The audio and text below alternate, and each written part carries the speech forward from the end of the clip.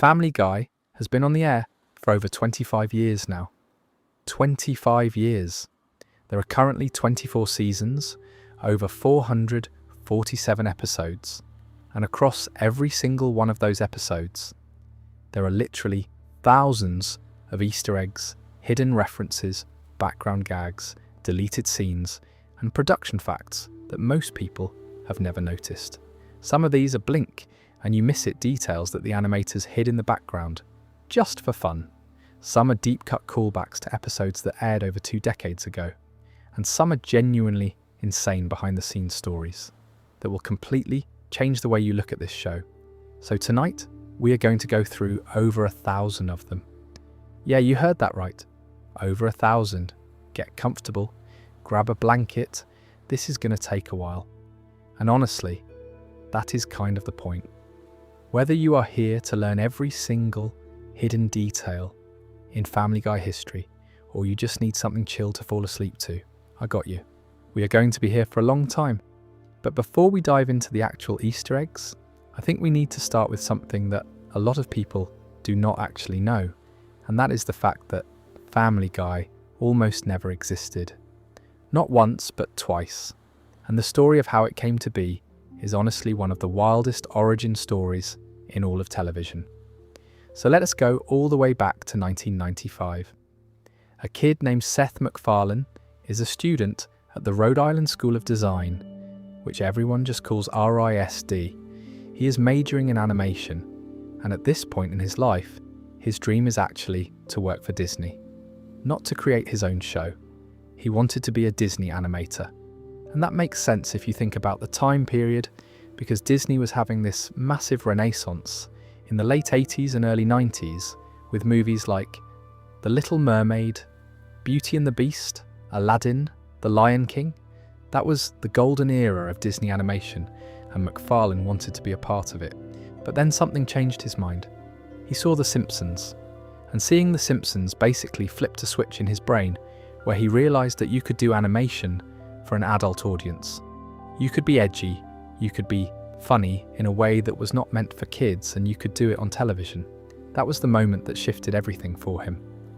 So for his senior thesis project at RISD, MacFarlane created a short animated film called The Life of Larry.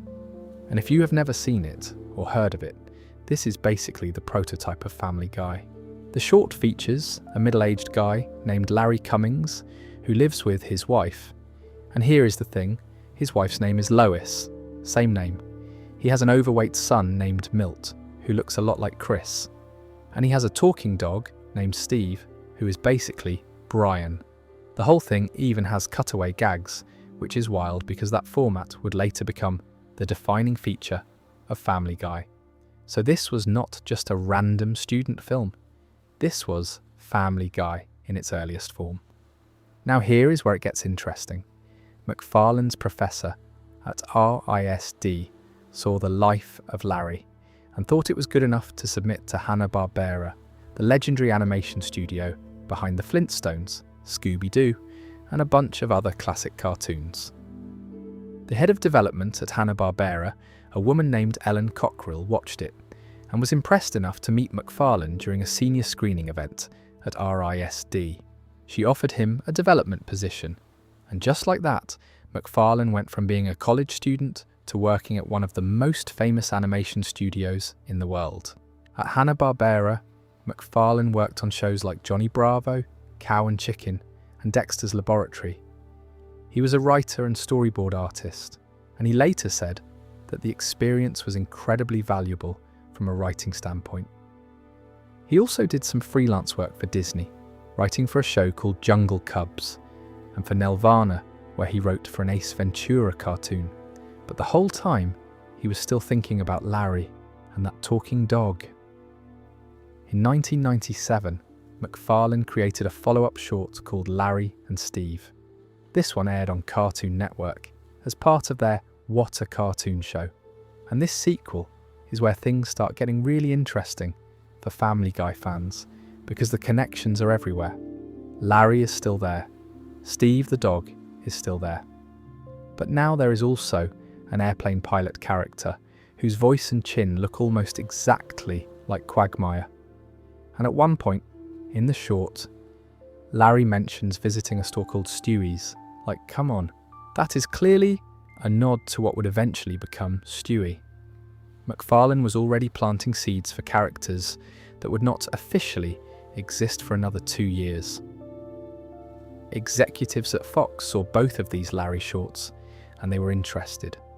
Negotiations began for a primetime animated series. MacFarlane later told the New York Times that he spent about 6 months with no sleep and no life, just drawing like crazy in his kitchen, working on the pilot. When it was done, Fox ordered 13 episodes. MacFarlane was offered a $2 million per season contract. And the craziest part is that he was only 24 years old at the time. Now let us talk about Peter Griffin's voice for a second, because the origin of it is hilarious. MacFarlane based Peter's voice on a security guard he overheard talking while he was a student at RISD. Not a famous person, not an actor, just some random security guard whose voice stuck in his head. And that voice became the voice of one of the most iconic cartoon characters in television history. Stewie's voice, on the other hand, was based on actor Rex Harrison, specifically his performance in the 1964 movie My Fair Lady. That is where that upper-class English accent comes from. And then there is Chris Griffin, voiced by Seth Green. When Green auditioned for the role, one of his friends dared him to do his best impression of Buffalo Bill from The Silence of the Lambs. And he actually did it. He walked into the audition and did this creepy serial killer voice, and somehow it worked. That became Chris's voice, and years later, the show actually referenced this directly. There is an episode where Chris does Buffalo Bill's famous Goodbye Horses dance, which is basically a meta callback to the actual audition that created the character. That is the kind of deep self-referential humour that Family Guy does better than almost any other show. The first episode, Death Has a Shadow, premiered on January 31st, 1999, right after Super Bowl 33. And that Super Bowl lead-in was huge because it meant the show debuted to approximately 22 million viewers. That is still the highest single episode viewership in the entire history of Family Guy. Nothing has come close since. 22 million people watched Peter Griffin for the very first time that night, and a lot of them came back the following week. But here is the thing that most people do not realise. The original Meg Griffin was not voiced by Mila Kunis. The voice actress for Meg in season 1 was Lacey Chabert. Yeah, the girl from Mean Girls. She voiced Meg for the first 7 to 9 episodes, depending on which source you check, and then she left because of scheduling conflicts with her schoolwork and her role on the show Party of Five. Mila Kunis took over the role, and when she first auditioned, MacFarlane actually called her back and told her to speak slower. That note ended up defining how Meg sounds for the rest of the series. Now, those first few seasons were rough for Family Guy in terms of staying on the air. The show premiered strong because of the Super Bowl, but Fox kept moving it around the schedule. It started on Sundays at 8:30, then got moved to Thursday at 9, then got bounced around even more. The ratings dropped. By the end of season 2, Fox was ready to cancel it. They actually did cancel it in May of 2000, but then gave it a last-minute reprieve and ordered 13 more episodes for a third season. Those season 3 episodes aired sporadically from 2001 into 2002, and then on May 15th, 2002, Fox officially pulled the plug. Family Guy was done, or so everyone thought. What happened next is one of the most famous stories in television history. Adult Swim, the late-night programming block on Cartoon Network, started airing Family Guy reruns on April 20th, 2003, and the ratings were insane. The show became one of the highest-rated programs on Adult Swim almost overnight. At the same exact time, Fox released the Season 1 and 2 DVD box set, and it sold approximately 2.2 million copies. That made it the best-selling television DVD of 2003 and the second highest-selling television DVD ever at that time, behind only the first season of Chappelle's Show. The Season 3 DVD sold over 1 million copies on its own. Those two things, the Adult Swim ratings and the DVD sales, are what brought Family Guy back from the dead.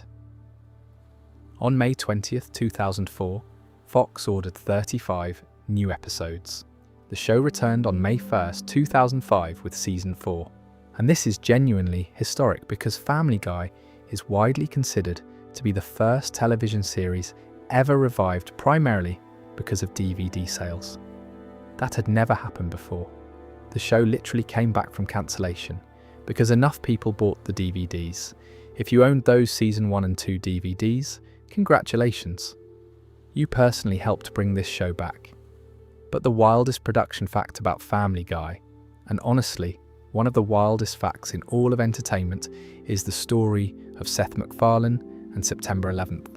On the morning of September 11th, 2001, MacFarlane was booked on American Airlines Flight 11, departing from Boston's Logan International Airport to Los Angeles. That was the first plane that was hijacked and flown into the North Tower of the World Trade Center. MacFarlane had been at RISD the night before, giving a lecture at his old school. After the event, he went out for drinks with some faculty members and had a few too many. The next morning he was hungover. On top of that, his travel agent had given him the wrong departure time, listing it as 8:15 a.m. instead of the actual departure time of 7:45 a.m. Between the hangover and the wrong time, MacFarlane arrived at Logan Airport about 10 minutes too late. The gate had already closed. He has talked about this in multiple interviews over the years. He told CNN that it was a combination of going out for drinks the night before and his travel agent screwing up the itinerary by about 15 minutes. He said he got to the counter and the woman told him she was sorry, but they had just closed the gate. He asked to be put on the next flight, went to the airport lounge, fell asleep, and woke up about 40 to 45 minutes later to a commotion. The first plane had already hit. He sat there and watched the second plane hit live, and then they announced which flight it was. That is genuinely one of the closest calls I have ever heard of. A hangover and a travel agent's mistake are the reasons Seth MacFarlane is alive today, the reasons Family Guy still exists, the reasons American Dad exists, the reasons the Ted movies exist, the reasons the Orville exists. One of the other passengers on that flight, by the way, was David Angel, the creator and executive producer of Frasier, along with his wife Lynn. They both passed away. It really puts things in perspective when you think about how much of the entertainment we take for granted today exists because of random luck and timing. After that, MacFarlane has said that the experience was rattling for the first few weeks, but that he does not really believe in fate. He told interviewers that coincidences happen and that he has missed other flights for the same reason. He is surprisingly calm about the whole thing, which honestly says a lot about his personality. Alright, so those are the major origin and production stories. But I have got a bunch more quick facts before we move on to the actual Easter eggs. So let me rapid fire some of these. The budget per episode of Family Guy is approximately $2 million.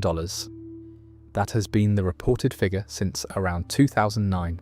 The core voice actors, including Alex Borstein, Seth Green, and Mila Kunis, renegotiated their salaries at various points to between $175,000 and $225,000 per episode. MacFarlane himself only allocated $50,000 per episode for his own voice work, despite voicing 3 of the main characters. Speaking of MacFarlane, here is something that might surprise you.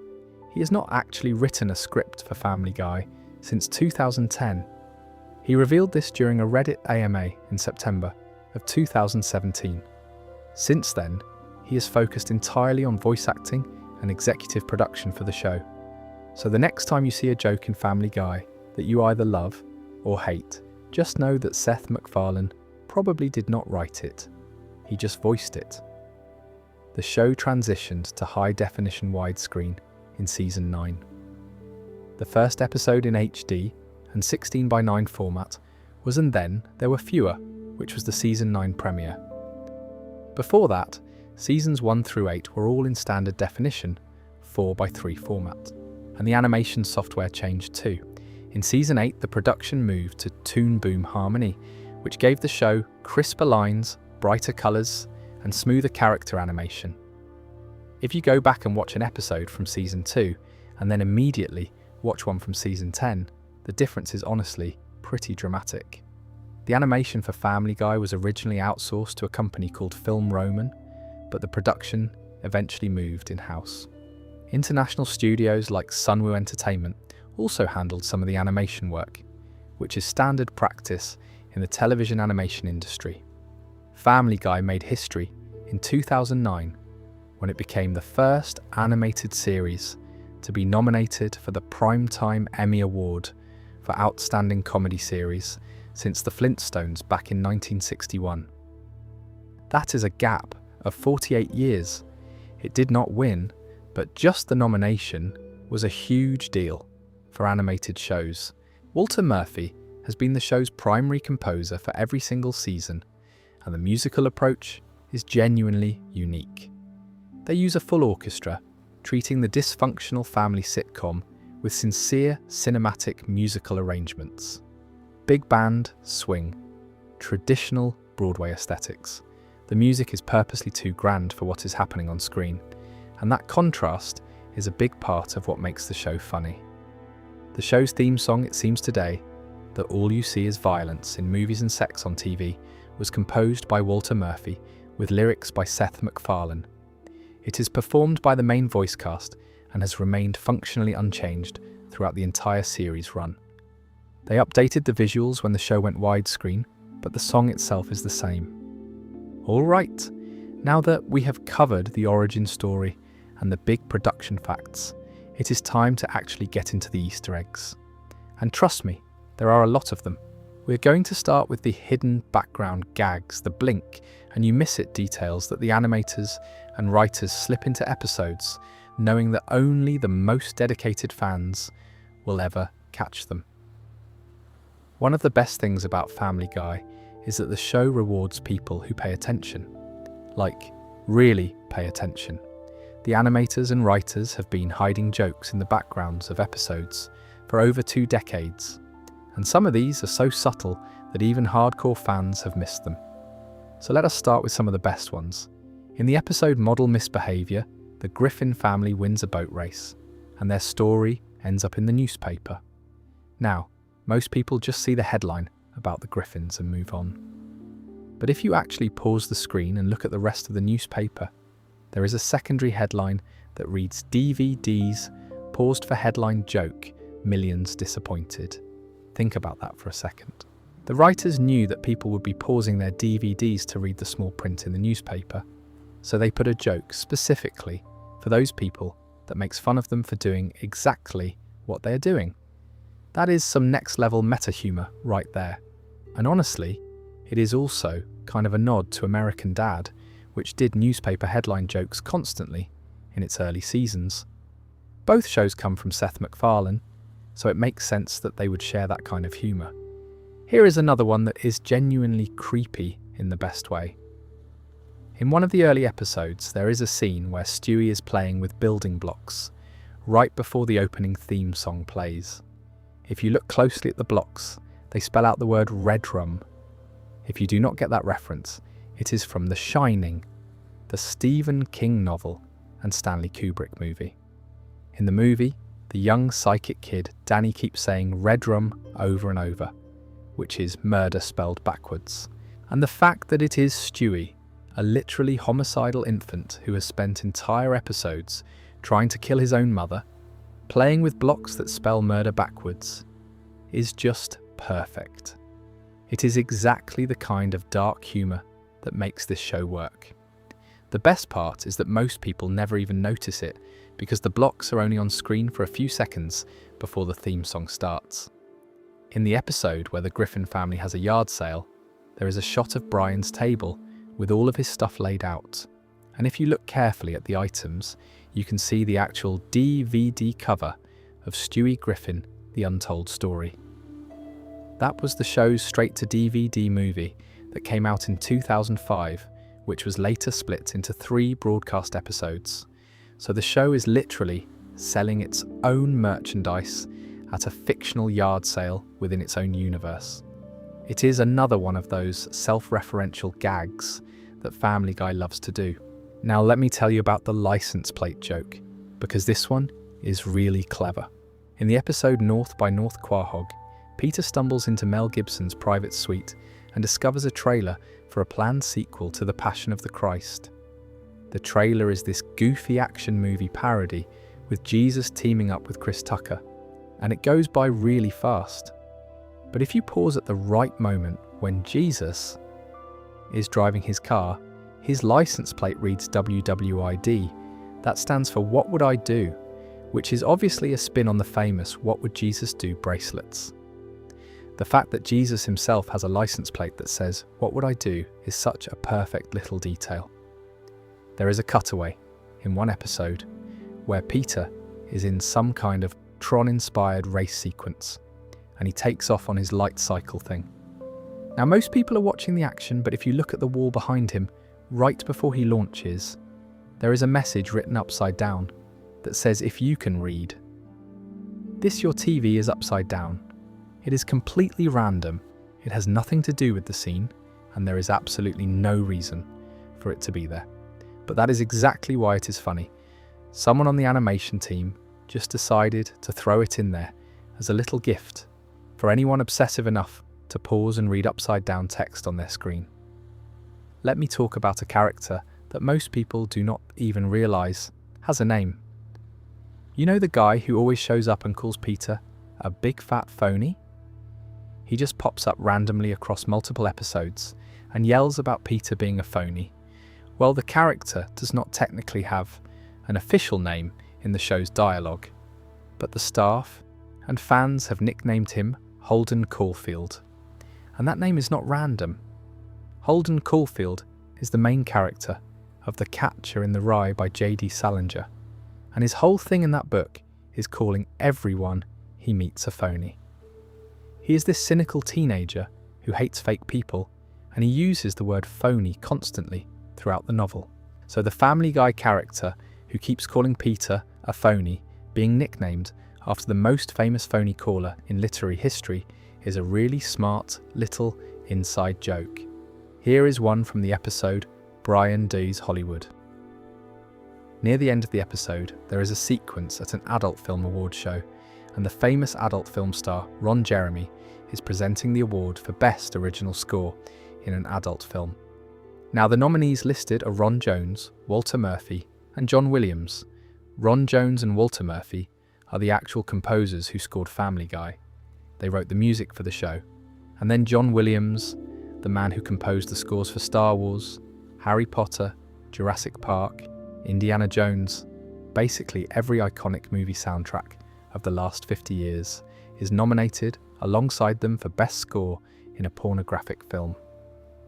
The idea of the greatest film composer of all time doing music for adult films is completely absurd, which is exactly the point. But it is also a really cool shout out to the real musicians behind Family Guy. The Wilhelm scream shows up multiple times across different episodes of Family Guy.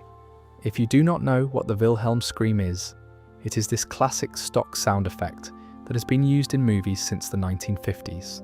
It is this very specific, kind of over-the-top scream that sound editors love to sneak into films as an inside joke. You have heard it in Star Wars, Indiana Jones, Lord of the Rings, and hundreds of other movies. It is basically a beloved tradition among sound designers, and the Family Guy team uses it too. In the episode Long John Peter, during the car piracy battle scene, a cannon fires at a repairman on a telephone pole, and you can clearly hear the Wilhelm scream as he falls. It pops up in other episodes too, if you listen carefully. Speaking of sound gags, there is the dolphin chirp censorship from the episode Sailor Mouth. In that classic episode, SpongeBob and Patrick discover swear words, and the swears are censored with dolphin chirps and other sea creature sounds. Now, Family Guy actually referenced this in the movie Sponge Out of Water. Wait, no, I got my notes mixed up there. Let me get back on track with Family Guy specifically. In Family Guy, the show has this running thing where "what the hell" appears in almost every single episode. Seriously, go back and watch any random episode and listen for it. At least one character, at some point, will say "what the hell" in some form. It could be Peter, it could be Brian, it could be Quagmire, it could be a random background character. The phrase shows up constantly, and it is used to express frustration, confusion, surprise, anger, pretty much any emotion. If it is not said directly in an episode, there is usually some alternate version of it. It is one of those things that once you notice, you can never unnotice. It is hidden in plain sight through sheer repetition. Now let me tell you about one that involves the show's actual creator. Seth MacFarlane's very first pitch to Fox was not Family Guy. It was a show called Gumball 2 Gumball. The show was rejected. But years later, after Family Guy became a hit, MacFarlane snuck his failed pitch into the show as a cutaway gag. Peter literally watches Gumball 2 Gumball on TV in one of the episodes. It is MacFarlane showing off his rejected premise on his successful show, and it doubles as a subtle jab at Fox for passing on him the first time around. There is a really cool one in the episode where Meg and Neil become junior newscasters. At some point during the episode, if you look in the background of the news studio, you can see James Woods dressed as Peter, being followed by a camera crew. It is just there in the background, with no attention drawn to it, no dialogue about it, nothing. If you are not specifically looking at the back of the frame, you would never see it. But James Woods is a recurring character on the show who has a whole rivalry with Peter. So seeing him lurking in the background, dressed as Peter, is both funny and a little unsettling. Here is one that connects to real Family Guy staff. In a season 11 episode where Lois becomes friends with news reporter Joyce Kinney and gets humiliated at church because of an old film she made, there is a reference to Cherry Cheva Pravat Dumrong. If that name sounds made up, it is not. Cherry Cheva Pravat Dumrong is an actual writer and producer on Family Guy. She has worked on the show for years. The reference is hidden in the background of one of the scenes, and it is just another example of the show sneaking in nods to its own production staff. In the episode Friends Without Benefits, there is a moment where Peter is holding his phone and says something about missing everything because he was tweeting. If you look at the phone screen when he shows it to Lois, you can actually read what he supposedly tweeted.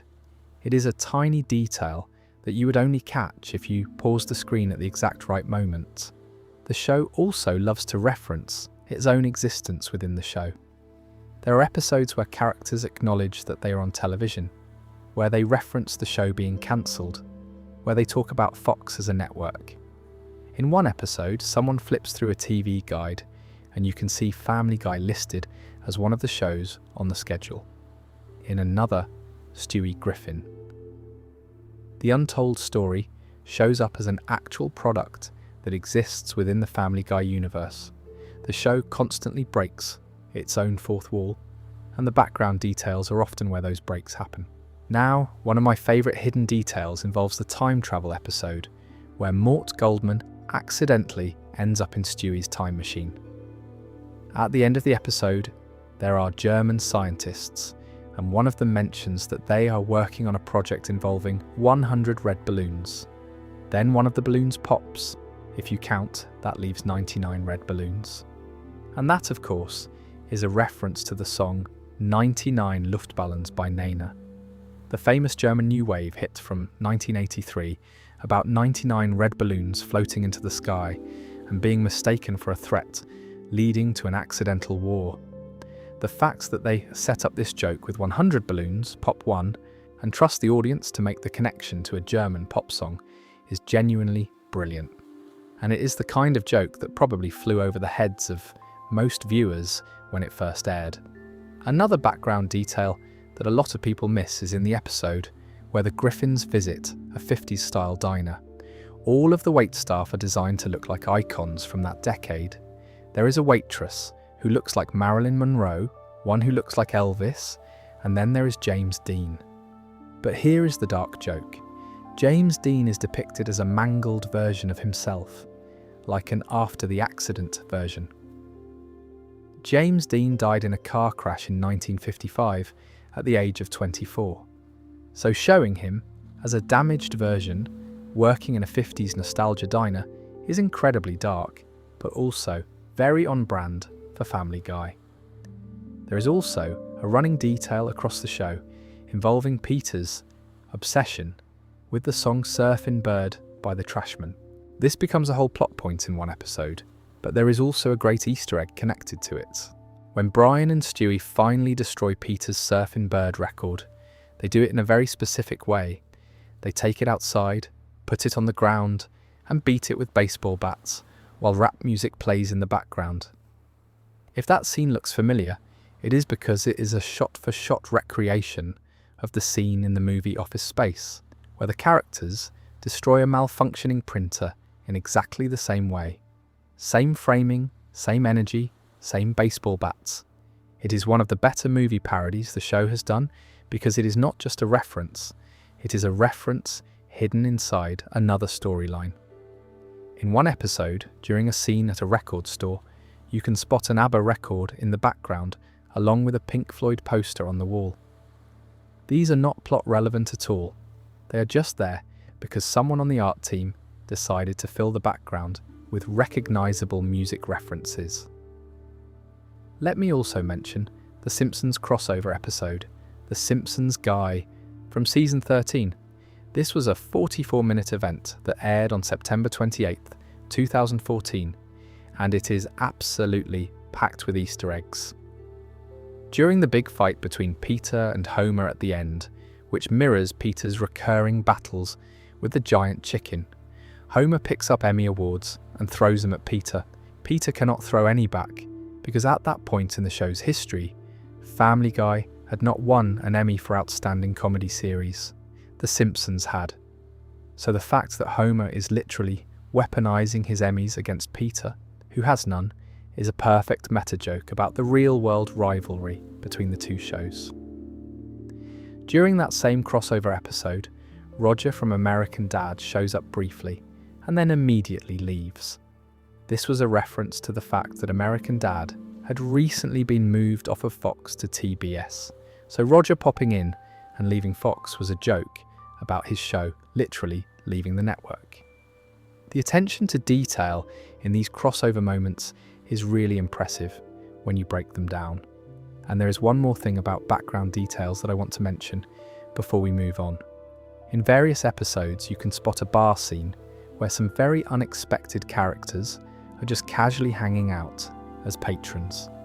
Among them are the evil monkey from Chris's Closet, Roger from American Dad, Bender from Futurama, and Coach John McGuirk from the show Home Movies. None of them are acknowledged by anyone. They are just there, drinking at a bar, blending in perfectly. What makes this work so well is that none of these characters have great reputations, and they are all weird looking enough to naturally fit into a seedy bar environment. It is a crossover that happens entirely in the background, with zero dialogue or attention drawn to it.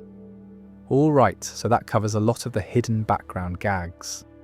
But we are just getting started, because now we are going to dive into something that Family Guy might be more famous for than anything else, and that is its movie and TV parodies. And I am not talking about the obvious ones that everyone knows. I am talking about the deep cuts, the shot-for-shot recreations, and the references that are so specific that you would only catch them if you had seen the original source material.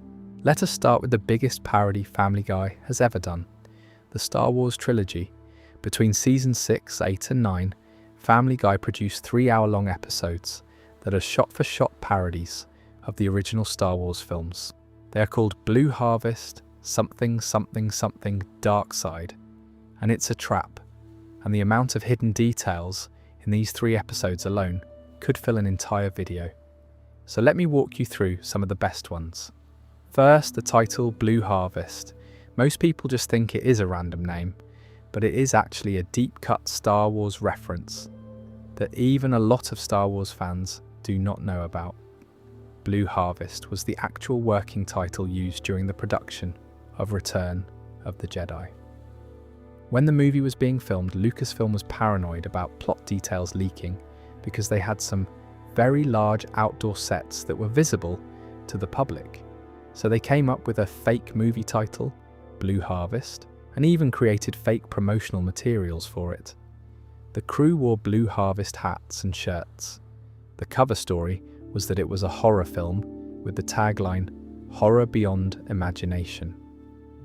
The real title was eventually revealed at San Diego Comic-Con in 1981, when producer Howard Kazanjian told fans the actual title was Revenge of the Jedi, which later changed one more time to Return of the Jedi before release.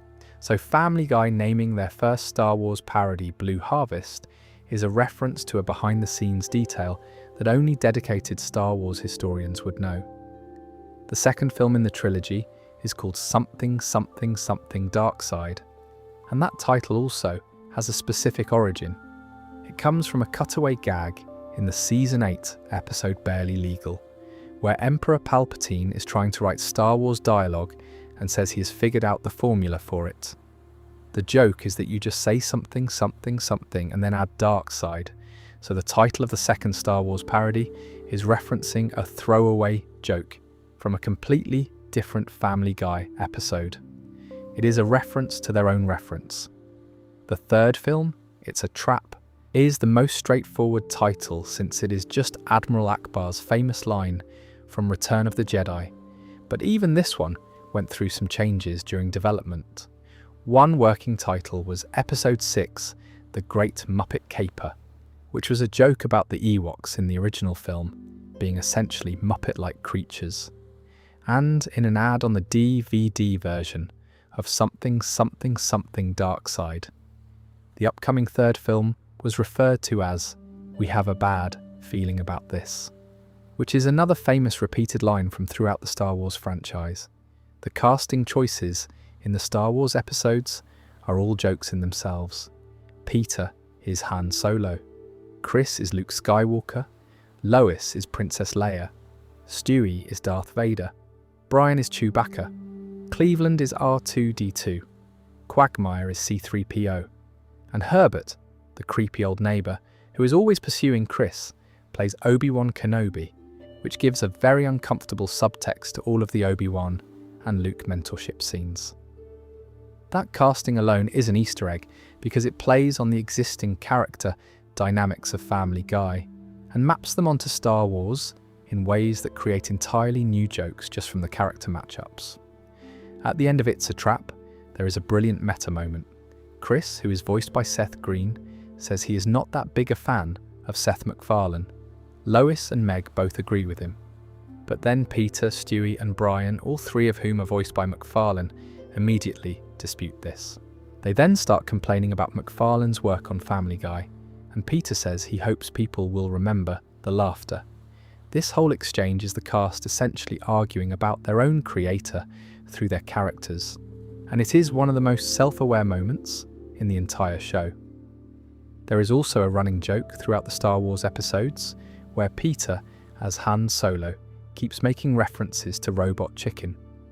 This is a real jab at the show Robot Chicken, which is created by Seth Green, who voices Chris. The rivalry between Family Guy and Robot Chicken was a real thing behind the scenes, played up for comedy. At the end of one of the Star Wars episodes, Peter specifically brings up the movie Without a Paddle, which starred Seth Green and was critically destroyed. It is a very personal joke aimed directly at Green, delivered through the character he voices, which makes it even funnier. In Blue Harvest, right after the classic Star Wars opening text crawl, the camera pans down past a star field before reaching the spaceships. If you look carefully at the stars during this pan, you can actually see hidden pictures and shapes formed in the star field. Most people miss this completely because they are reading the cruel text or waiting for the action to start, but the animators hid visual gags in the stars themselves. Now let us move beyond Star Wars and talk about some of the other incredible movie parodies Family Guy has done over the years. One of my personal favourites is the episode Three Kings from season 7. In this anthology episode, Peter imagines his family and friends in 3 different Stephen King adaptations. The first segment is a parody of Stand By Me, with Peter, Quagmire, Joe and Cleveland as the 4 boys walking along railroad tracks to find a dead body. The dead body turns out to be Meg, which is a very Family Guy twist. They are confronted by the local bully, Ace Merrill, played by Mayor Adam West. In the narration by Richard Dreyfuss, we learn that after their adventure, Joey came to terms with being in a wheelchair and invented a new sport. Cleveland grew up to marry Rebecca Romijn, and Quagmire became a famous Hollywood actor who eventually died of a drug overdose. The second segment is a parody of Misery, with Brian as the writer Paul Sheldon and Stewie as the obsessive fan. In the original movie, Kathy Bates plays a woman who kidnaps her favourite author and forces him to rewrite a book. In the Family Guy version, Stewie forces Brian to bring back a character he killed off in his children's book series. During the segment, Brian finds a news article revealing that Stewie is a serial killer, and a sheriff played by Joe shows up but gets his legs blown off by Stewie's shotgun, which Stewie justifies by saying it means Joe will not have to be in a wheelchair. The dark humour is off the charts.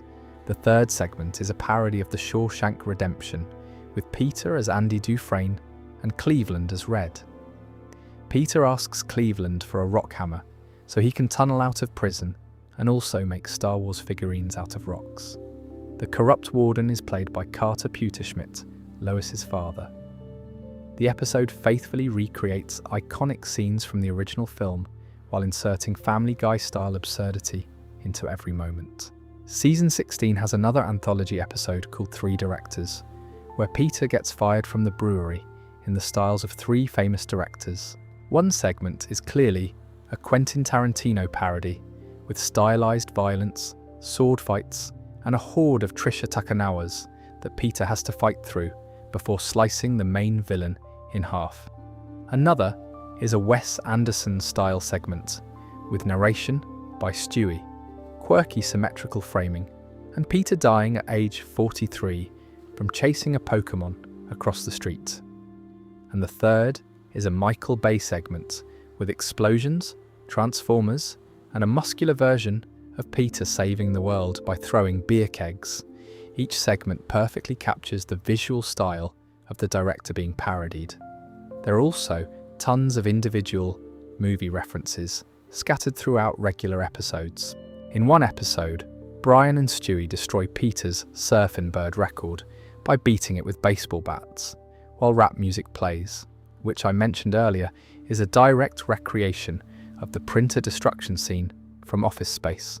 The framing, the camera angles, the music choice, it is all intentional. In the episode Dar Boom from Season 2, which deals with our Y2K fears and a nuclear apocalypse, the ending is a live-action parody of a famous scene from the show Dallas, where Pam Ewing wakes up to find her husband Bobby in the shower, revealing that an entire previous season was just a dream. Family Guy recreates this with real actors, suggesting the whole episode might have been a dream. The episode Holly Bibble from Season 18 is one long series of biblical parodies. The Griffins are stuck in a motel during a hurricane and pass the time reading the in-room Bible.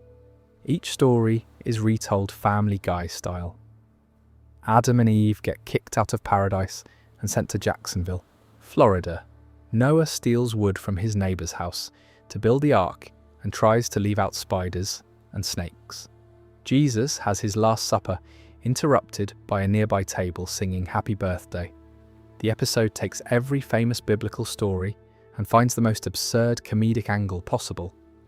In the episode where Peter becomes obsessed with 1980s movies, called 80s Guy from Season 20, he tries to emulate scenes from various teen comedies, and the ghost of John Hughes appears to tell him to let the 80s go. Peter asks if they have giant pancakes in heaven, referencing the famous giant pancake scene from Uncle Buck. Hughes says he does not know because he is actually in hell because, as he puts it, he was not that good. That is a joke that works on multiple levels because it both references a specific John Hughes movie and takes a shot at the director's legacy. The show also does extended parodies that span entire episodes. The Godfather parody in La Famiglia Guy from season 19 has Peter accidentally becoming an Italian mob boss. The whole episode plays out like a Godfather film, complete with favour asking, coded language, and a car bomb that kills Chris's new wife. But the kicker is at the end. Brian, who has been on the wrong side of various Godfather-inspired deaths throughout the episode, admits he drank the last of Lois's wine. Lois takes him for a walk in the woods, says she does not watch mafia movies, but she does watch Fargo, and then throws him into a wood chipper. That ending switches from Godfather references to Fargo references in one sentence, and it is one of the funniest endings of any Family Guy episode. The Three Kings episode is not the only Stephen King connection either. Throughout the series, there are dozens of individual Stephen King references. Stewie's Red Drum blocks that I mentioned earlier, the episode where Peter discovers Stephen King's writing and imagines 3 stories. Various characters have been placed in King-inspired scenarios. The show clearly has writers who are massive Stephen King fans because the references keep coming season after season. In one episode, Peter gives a speech that is directly lifted from the movie Planes, Trains and Automobiles. If you know that John Candy movie, there is this really emotional scene where the Steve Martin character finally unloads on John Candy's character. Family Guy recreates that speech almost word for word, but puts it in a completely different context, which is what makes it funny. If you have seen the original movie, you recognise it immediately. If you have not, it just sounds like a weirdly passionate rant. There are also references to The Shining that go beyond just the red rum blocks. Various episodes feature shots or scenarios that mirror Kubrick's film. Hallway shots, twin imagery, the phrase, "all work and no play makes Jack a dull boy," has been referenced multiple times. It is one of those movies that the Family Guy writers clearly love because they keep going back to it. Let me also talk about the Silence of the Lambs connection because it ties into an actual behind-the-scenes story. I mentioned earlier that Seth Green auditioned for Chris by doing a Buffalo Bill impression. Well, there is an episode where Chris literally reenacts Buffalo Bill's famous dance from the movie. Meg uses the footage to embarrass him at school. But the meta layer here is that this scene is essentially the show acknowledging how Seth Green got the role in the first place. It is a parody of a movie, but it is also a reference to the show's own casting history. Family Guy has also done episodes that parody specific television formats rather than individual movies. There are murder mystery episodes, courtroom drama episodes, reality TV parodies, and the previously mentioned anthology episodes. The murder mystery style premiere of season 9, and then there were fewer, kills off multiple recurring characters in a single episode and was the first Family Guy episode produced in HD.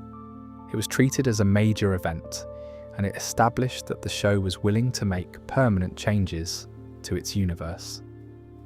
Now, speaking of permanent changes and continuity, let me transition into something that I think is one of the most interesting aspects of Family Guy, and that is how the show handles its own internal history.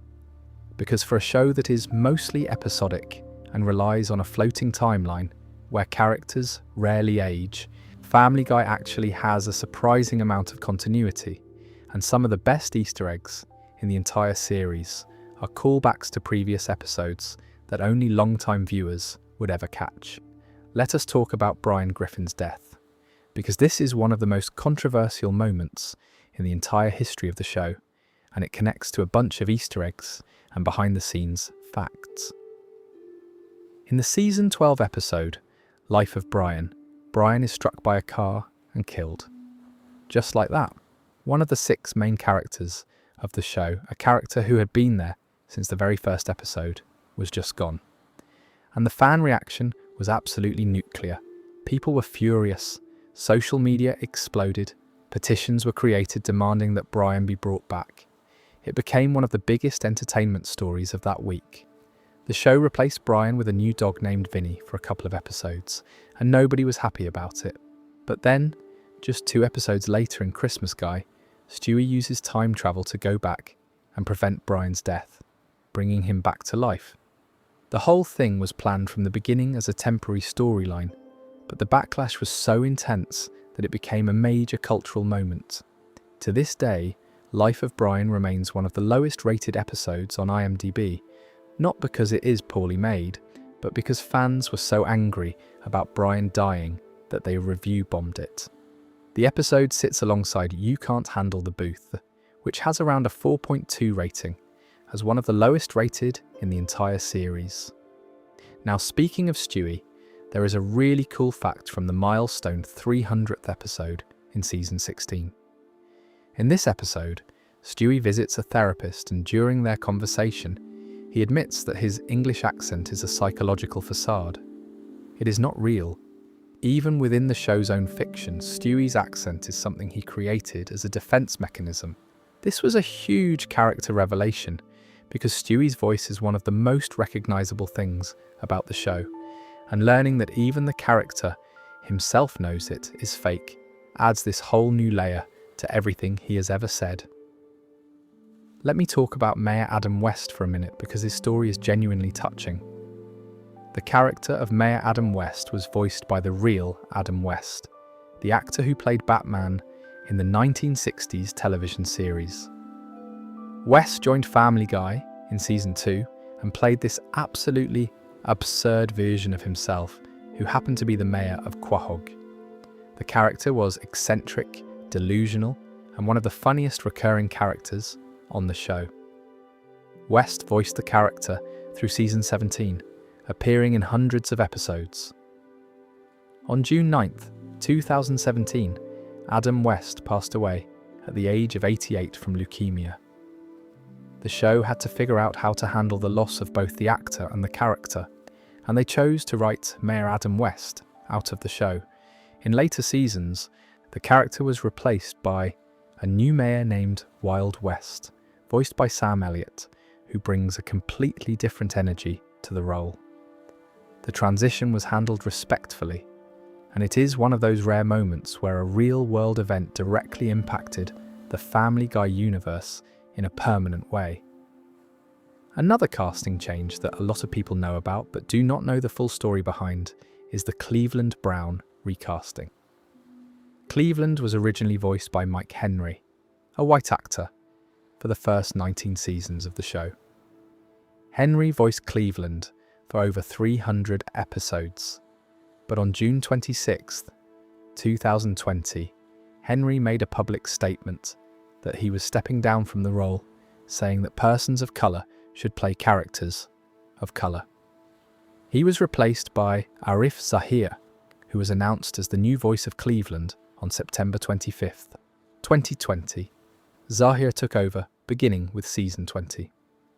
This was a significant moment in the show's history and part of a larger industry-wide conversation about representation in voice acting that was happening at the time. Cleveland himself has an interesting history with the show beyond just the voice change. When the Cleveland show was created as a spin-off in 2009, Cleveland was essentially removed from the main Family Guy cast. The Cleveland show ran for 4 seasons and 88 episodes before being cancelled. After the cancellation, Cleveland and his new family were brought back into the Family Guy ensemble, starting in season 12. So Cleveland has been promoted, demoted, spun off, cancelled and brought back, all within the same franchise. Now let us get into the recurring gags, because Family Guy has some of the most iconic running jokes in all of animation, and each one has an origin story. The giant chicken fights, everyone knows these. Peter gets into massive, destructive brawls with a giant chicken named Ernie that destroy entire city blocks. These fights are recurring set pieces that started as a one-off gag and became one of the show's signature elements. They are always over the top, always violent, and always go on way longer than you think they should. The fights have evolved over the years, getting more elaborate and more destructive with each appearance. And as of season 23, Ernie the giant chicken has apparently been permanently killed off. In the episode The Chicken or the Meg starts dating Ernie's son Nugget. When Ernie insults Peter, Meg beats Ernie up, decapitates him, and goes home. That is apparently the end of the giant chicken. After 23 seasons of fights, Meg finished it. The Conway Twitty cutaways are another iconic recurring bit. In multiple episodes, the show would just randomly cut to a full-length Conway Twitty performance. Not a parody, not a joke about Conway Twitty, just Conway Twitty singing one of his songs in its entirety while the audience sits there waiting for the show to come back. The first time it happened, it felt like a broadcast error. By the third or fourth time, it had become a beloved, infuriating tradition. The joke is that there is no joke. It is anti-comedy at its purest. Then there is Herbert, the elderly neighbour who is always creepily pursuing Chris. Herbert was voiced by Mike Henry and appeared across many seasons. His voice, his behaviour, and his obsessive interest in Chris became one of the show's more controversial recurring elements. But it also led to some genuinely funny moments. The fact that Herbert was cast as Obi-Wan Kenobi in the Star Wars parody, creating this deeply uncomfortable mentor relationship with Chris as Luke, is one of the best casting gags in the whole trilogy. Consuela, the cleaning lady who always says, "No, no," is another recurring character who became much bigger than anyone expected. She started as a minor one-off joke and grew into one of the most quoted characters on the show. Her interactions with various characters almost always follow the same pattern. Someone asks her to do something she refuses, and the conversation spirals from there. The evil monkey who lives in Chris's closet was a recurring joke for years. Every time Chris would try to tell someone about the monkey, nobody believed him. The monkey would point at Chris with this menacing expression, and it was always played for horror comedy. Eventually, the show resolved this storyline, and the monkey moved out, but for years it was one of those background running gags that fans loved. The Kool-Aid Man busting through walls is another classic. Whenever characters say, "Oh no," multiple times in a row, the Kool-Aid Man crashes through a wall shouting, "Oh yeah!" It is a reference to the real Kool-Aid commercials from the 80s and 90s, but Family Guy turned it into a recurring bit that pops up when you least expect it. Peter's surfing bird obsession is technically a one-episode plot, but its impact extends well beyond that single episode. Peter discovers the 1963 song by the Trashmen and becomes completely obsessed with it, playing it on repeat and annoying everyone around him. The song was already obscure before Family Guy featured it, but after the episode aired, Surfin' Bird experienced a massive resurgence in popularity. It charted again on iTunes and became a meme. The show essentially brought a 45-year-old novelty song back from the dead. The character, Death, the literal personification of death, was originally voiced by Norm Macdonald and later by Adam Carolla. Death is depicted as a regular guy who just happens to have the job of collecting souls. He gets nervous, he goes on bad dates, he has normal human problems despite being an immortal being. In the episode Death Lives from season 3, Peter helps Death get a date with a woman named Amy, who works at a pet shop. The date goes badly because Amy will not stop talking about animal rights. So Death touches her, which kills her instantly, and then asks for the check. It is one of the darkest jokes in the early seasons. Speaking of early season callbacks, let me talk about some of the continuity Easter eggs that span multiple seasons. The show has a very interesting relationship with its own history. On one hand, it uses a floating timeline where nobody ages and major events are often forgotten by the next episode. But on the other hand, there are specific details that the writers track across years and occasionally bring back as callbacks. For example, Peter and Mrs. Puff. Wait, that is SpongeBob. Let me refocus. Peter and Lois's relationship with Carter Pewterschmidt, Lois's wealthy father, is one of the show's longest-running dynamics. All the way back in Season 3's Death Lives, we see a flashback to how Peter and Lois met and how Carter offered Peter $1 million to stay away from his daughter. Peter refused. That backstory has been referenced in multiple episodes since, and Carter's disdain for Peter has been a consistent thread across over 20 seasons. The show also keeps track of certain character deaths. In the Season 9 premiere And Then There Were Fewer, which was the murder mystery episode, multiple recurring characters were permanently killed off. This was treated as a genuine event, and the characters who died stayed dead. Their absence is noticed in later episodes, which is rare for a show that usually resets everything. Now let me get into something that I think is really fascinating, and that is the banned and controversial episodes of Family Guy, because this show has pushed boundaries harder than almost anything else on network television, and there are episodes that have been pulled, censored, refused by their own network, and even banned in other countries. The most famous example is Partial Terms of Endearment from Season 8. This episode deals with abortion. Lois agrees to be a surrogate mother for her college friend Naomi, but when Naomi and her husband are killed in a car accident, Peter and Lois have to decide what to do with the pregnancy. They ultimately decide to get an abortion. Fox flat out refused to air this episode in the United States. It was never broadcast on American television. It did air on BBC Three internationally, and it was released on DVD, but to this day it has never appeared on any streaming platform. If you want to watch it, you have to find the DVD. That is how controversial it was. Then there is Turban Cowboy from Season 11. This episode features a cutaway gag where Peter is driving a car through the Boston Marathon and running over the runners. When the actual Boston Marathon bombing happened in April 2013, the episode was immediately pulled from Hulu and Fox.com.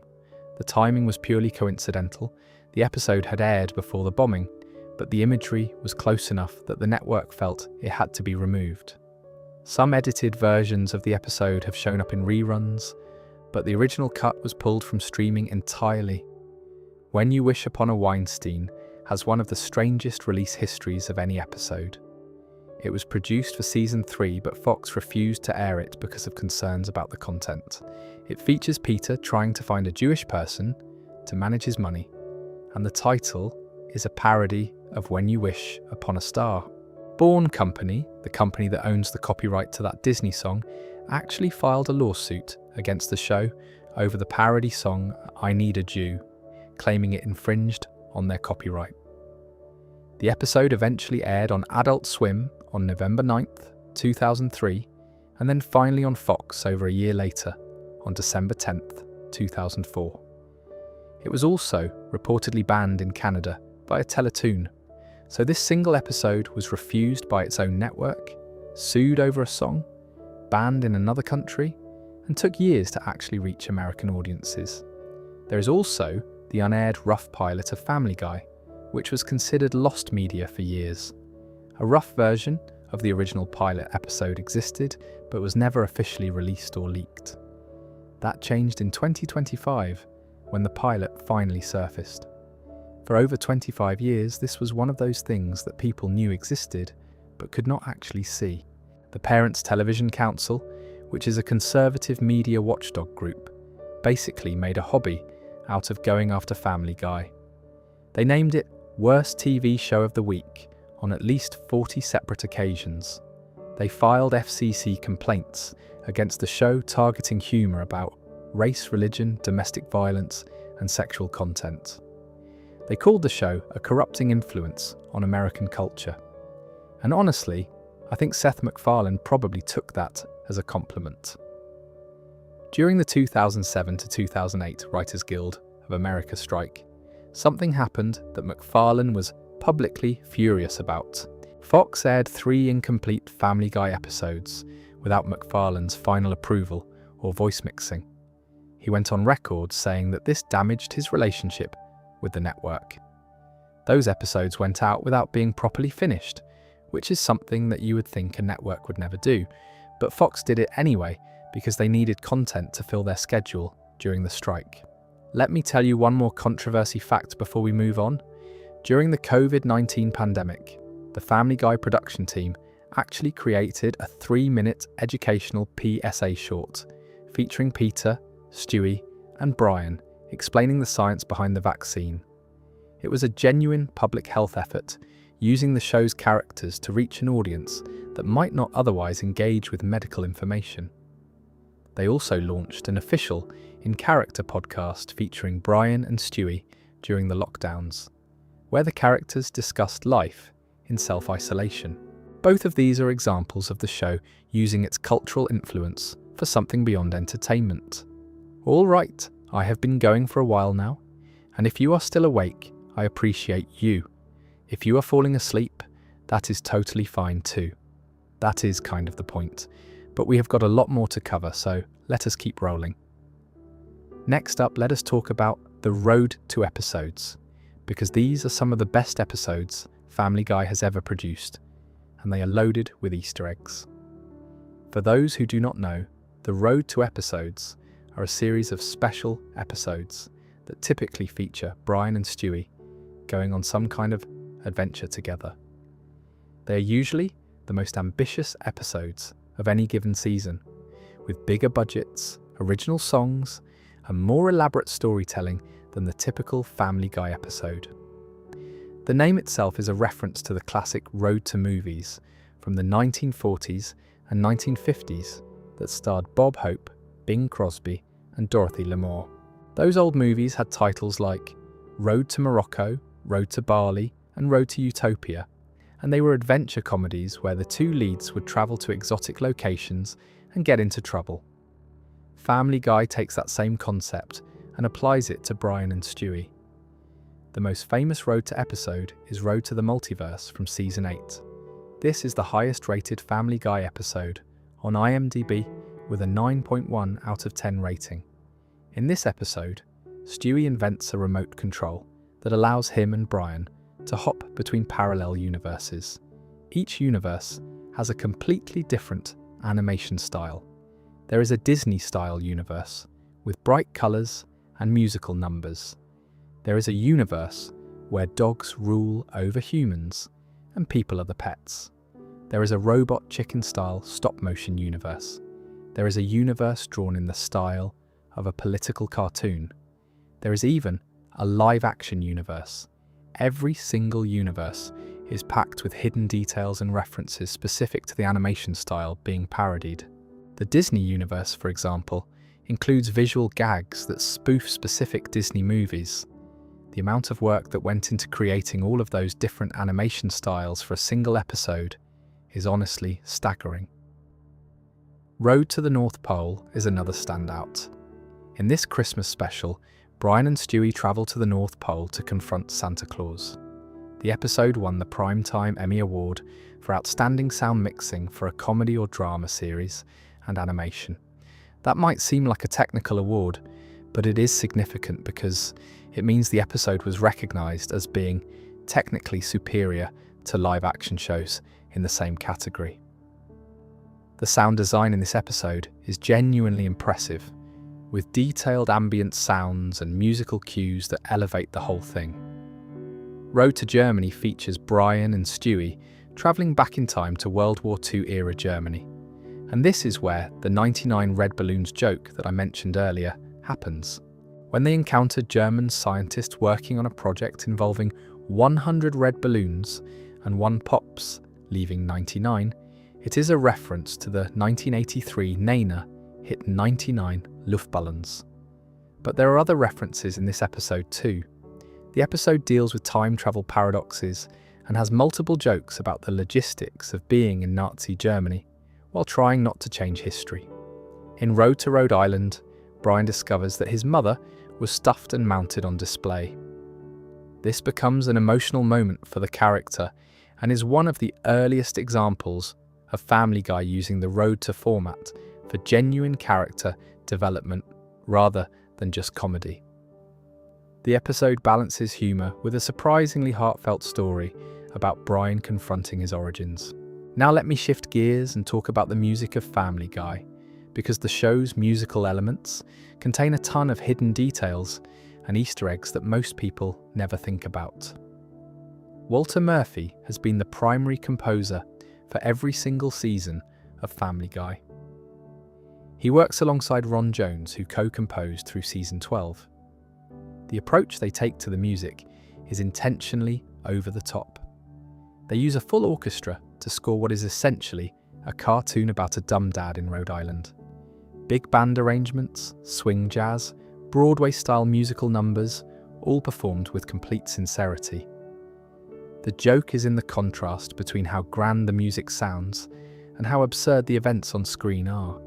La La Land Records actually released an official orchestral score album highlighting the work of Murphy and Jones, which gives you an idea of how seriously the musical side of the show is taken.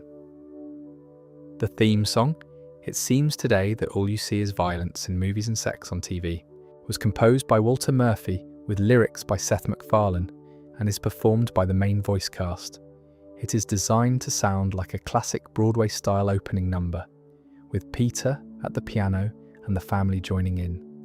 The song has remained essentially the same throughout the entire run of the show. They updated the visuals when the show switched to widescreen in season 9, but the song itself has never been re-recorded or significantly altered. In 2024, for the show's 25th anniversary, a special EP was released containing some of the most popular musical numbers from the series. This included songs like You Have AIDS, Shipoopy, and Prom Night Dumpster Baby. If those titles sound insane, welcome to Family Guy.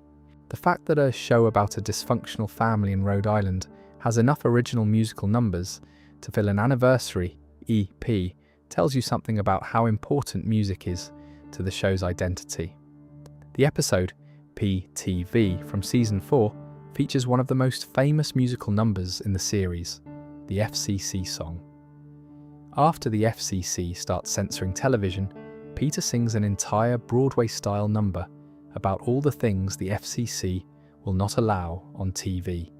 It is catchy, it is funny, and it is surprisingly well composed. Walter Murphy wrote the arrangement to sound like a genuine show tune, and it works so well that people sing it outside of the context of the show. Speaking of specific episodes, let me walk you through some individual episodes that are packed with Easter eggs and facts that most people do not know about. The Big Bang Theory from season 9. And no, this has nothing to do with the CBS sitcom. In this episode, Stewie discovers that an explosion he caused while time traveling actually created the Big Bang, as in Stewie Griffin accidentally created the entire universe. His half-brother Bertram goes back in time to prevent Stewie from being born, which would prevent the Big Bang, which would end all of existence. To stop him, Brian and Stewie travel to Venice in the late 1400s or early 1500s, where they discover that Leonardo da Vinci is one of Stewie's ancestors. Bertram tries to kill da Vinci, but Stewie blocks a thrown knife with a painting palette. The implications of this episode are genuinely wild. If you take it as canon, then Stewie Griffin is responsible for the existence of the entire universe. He is a descendant of Leonardo da Vinci, and his half-brother once tried to cause a paradox that would have erased all of reality. Halloween on Spooner Street from season 9 is full of little details. When Chris shows up in blackface to go trick-or-treating as Bill Cosby, Lois immediately makes him change. Stewie goes trick-or-treating for the first time and has his candy stolen by teenagers. But the real Easter egg comes when Quagmire takes the guys to a storage yard full of vintage planes, including a Japanese Zero that still works. Quagmire, being a pilot, takes them for a ride. The inclusion of the Zero is a callback to the fact that Quagmire mentioned earlier in the episode that his grandfather was a kamikaze pilot. Welcome Back Carter from season 9 has a subtle joke at the very end. After Peter discovers that Carter Pewterschmidt is having an affair and the whole plot resolves, Peter randomly finds a genie's lamp. But instead of making a wish, the end credits convince him to wait until next week. This is a meta-joke about serialized storytelling, implying that the genie will become a plot point in a future episode. It does not. The episode 80s Guy from season 20 is interesting because it deals with Peter's well-established obsession with 1980s pop culture. After Lois banishes him from the house for trying to reenact scenes from 80s teen comedies, Peter considers jumping from a bridge, and the ghost of John Hughes appears. Hughes is the director of The Breakfast Club, Ferris Bueller's Day Off, 16 Candles, and other classic 80s films. He tells Peter that Lois is right and that he needs to live in the present moment. When Peter asks if they have giant pancakes in heaven, a reference to the famous pancake scene in Hughes' film Uncle Buck, Hughes says he does not know because he is in hell, because he was not that good. That last line is a surprisingly sharp self-deprecating joke delivered through the mouth of one of the most beloved filmmakers of the 1980s. Let me also mention the Lottery Fever episode from season 10 because it contains a really interesting structural detail. After the Griffins win the lottery and blow through all their money, they play again, win again, and blow through it all again. At the end, even though Lois tries to put a positive spin on things being back to normal, Peter and the family are visibly depressed. Most sitcoms would end with everyone happy and everything reset. Family Guy deliberately chose to end this episode on a down note, acknowledging that having everything and losing it twice would genuinely be devastating. It is a small thing, but it shows that the writers sometimes push back against the sitcom format in subtle ways. There is also a fascinating detail in the season 12 episode 3 Acts of God. In this one, Peter and the guys get angry about the New England Patriots losing a football game and decide to literally find God to confront him about messing with their sports. They visit a church, travel to Nashville to meet Carrie Underwood, who blows them off because her boyfriend Jesus gets jealous, and eventually end up in Greece meeting Kronos, the god of time. None of these encounters solve their problem. It is an entire episode about the absurdity of athletes thanking God for their victories, and it approaches the topic from every possible angle. Now, I want to talk about some of the show's crossover moments and connections to other Seth MacFarlane shows, because these contain some of the coolest hidden details. The night of the hurricane event from October 2nd, 2011 was something that had never been done before in animation. A single hurricane storyline played out across 3 different shows in a single night of programming. First Family Guy, then The Cleveland Show, then American Dad. Each show dealt with the same hurricane from the perspective of its own characters, and there were crossover moments where characters from one show appeared in another. At the end of the American Dad segment, Peter, Cleveland, and Stan are all seen in the same wrecked location, tying all 3 shows together. In the Stewie Kills Lois 2-parter, which spans the season 5 finale and the season 6 premiere, there is a scene where the FBI breaks down a door. The agents who burst through are Stan Smith and Avery Bullock from American Dad. This is not a quick background cameo. They are front and center, clearly identifiable, establishing that the Family Guy and American Dad universes are canonically the same world. The Cleveland Show connections are also interesting from a continuity standpoint. When the spin-off was on the air, Cleveland was absent from Family Guy. After the Cleveland Show was cancelled in 2013, the character and his new family were folded back into the main Family Guy cast starting with season 12. The show even addressed this in universe, with Cleveland's return being treated as a homecoming of sorts. Some of the new characters from the Cleveland Show, including Cleveland's wife Donna Tubbs Brown, continued to appear in Family Guy episodes. And here is a fun little connection that most people miss entirely. In the Futurama movie, Bender's Big Score, There is a scene where Fry goes back in time to the year 2000. In his apartment, he hangs up a Family Guy calendar that clearly shows Peter and Stewie Griffin. Since Family Guy premiered in January 1999, a Family Guy calendar in the year 2000 would be perfectly period accurate. It is a tiny detail that Futurama included as a nod to another Fox animated show, and it was animated by a completely different production team at a completely different studio.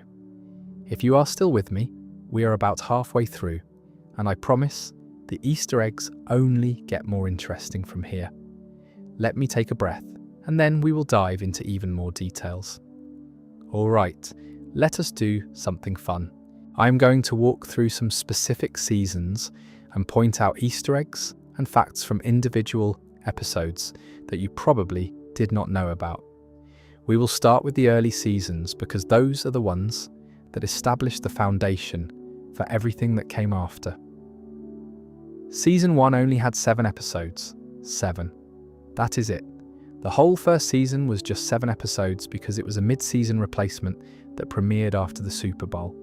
But even in those 7 episodes, there are details worth talking about. The very first episode, Death Has a Shadow, has a pretty interesting plot when you break it down. Peter gets fired from his job as a safety inspector at a toy factory because he goes to work hungover and falls asleep. While sleeping, he misses all these dangerous items going through the production line, including a butcher knife, a gasoline can, razor blades, a porcupine, and a toaster with forks plugged in and sitting in water. Each one of these is increasingly absurd, and the montage of dangerous products getting through is actually a really well-constructed visual gag. The fact that the very first episode features Peter being hungover, and that being the catalyst for the whole plot feels oddly prophetic given that McFarlane's own hangover later saved his life on September 11th. In the second episode, I Never Met the Dead Man, Peter crashes into a satellite dish and knocks out cable TV for all of Quahog. He creates a cardboard television that he straps to his face so he can pretend everything around him is on TV. Meanwhile, Stewie builds a weather control device out of a CNC, and satellite dish remains to wipe out the world's broccoli crop. At the end of the episode, Meg accidentally runs over both Peter and William Shatner. Shatner dies immediately.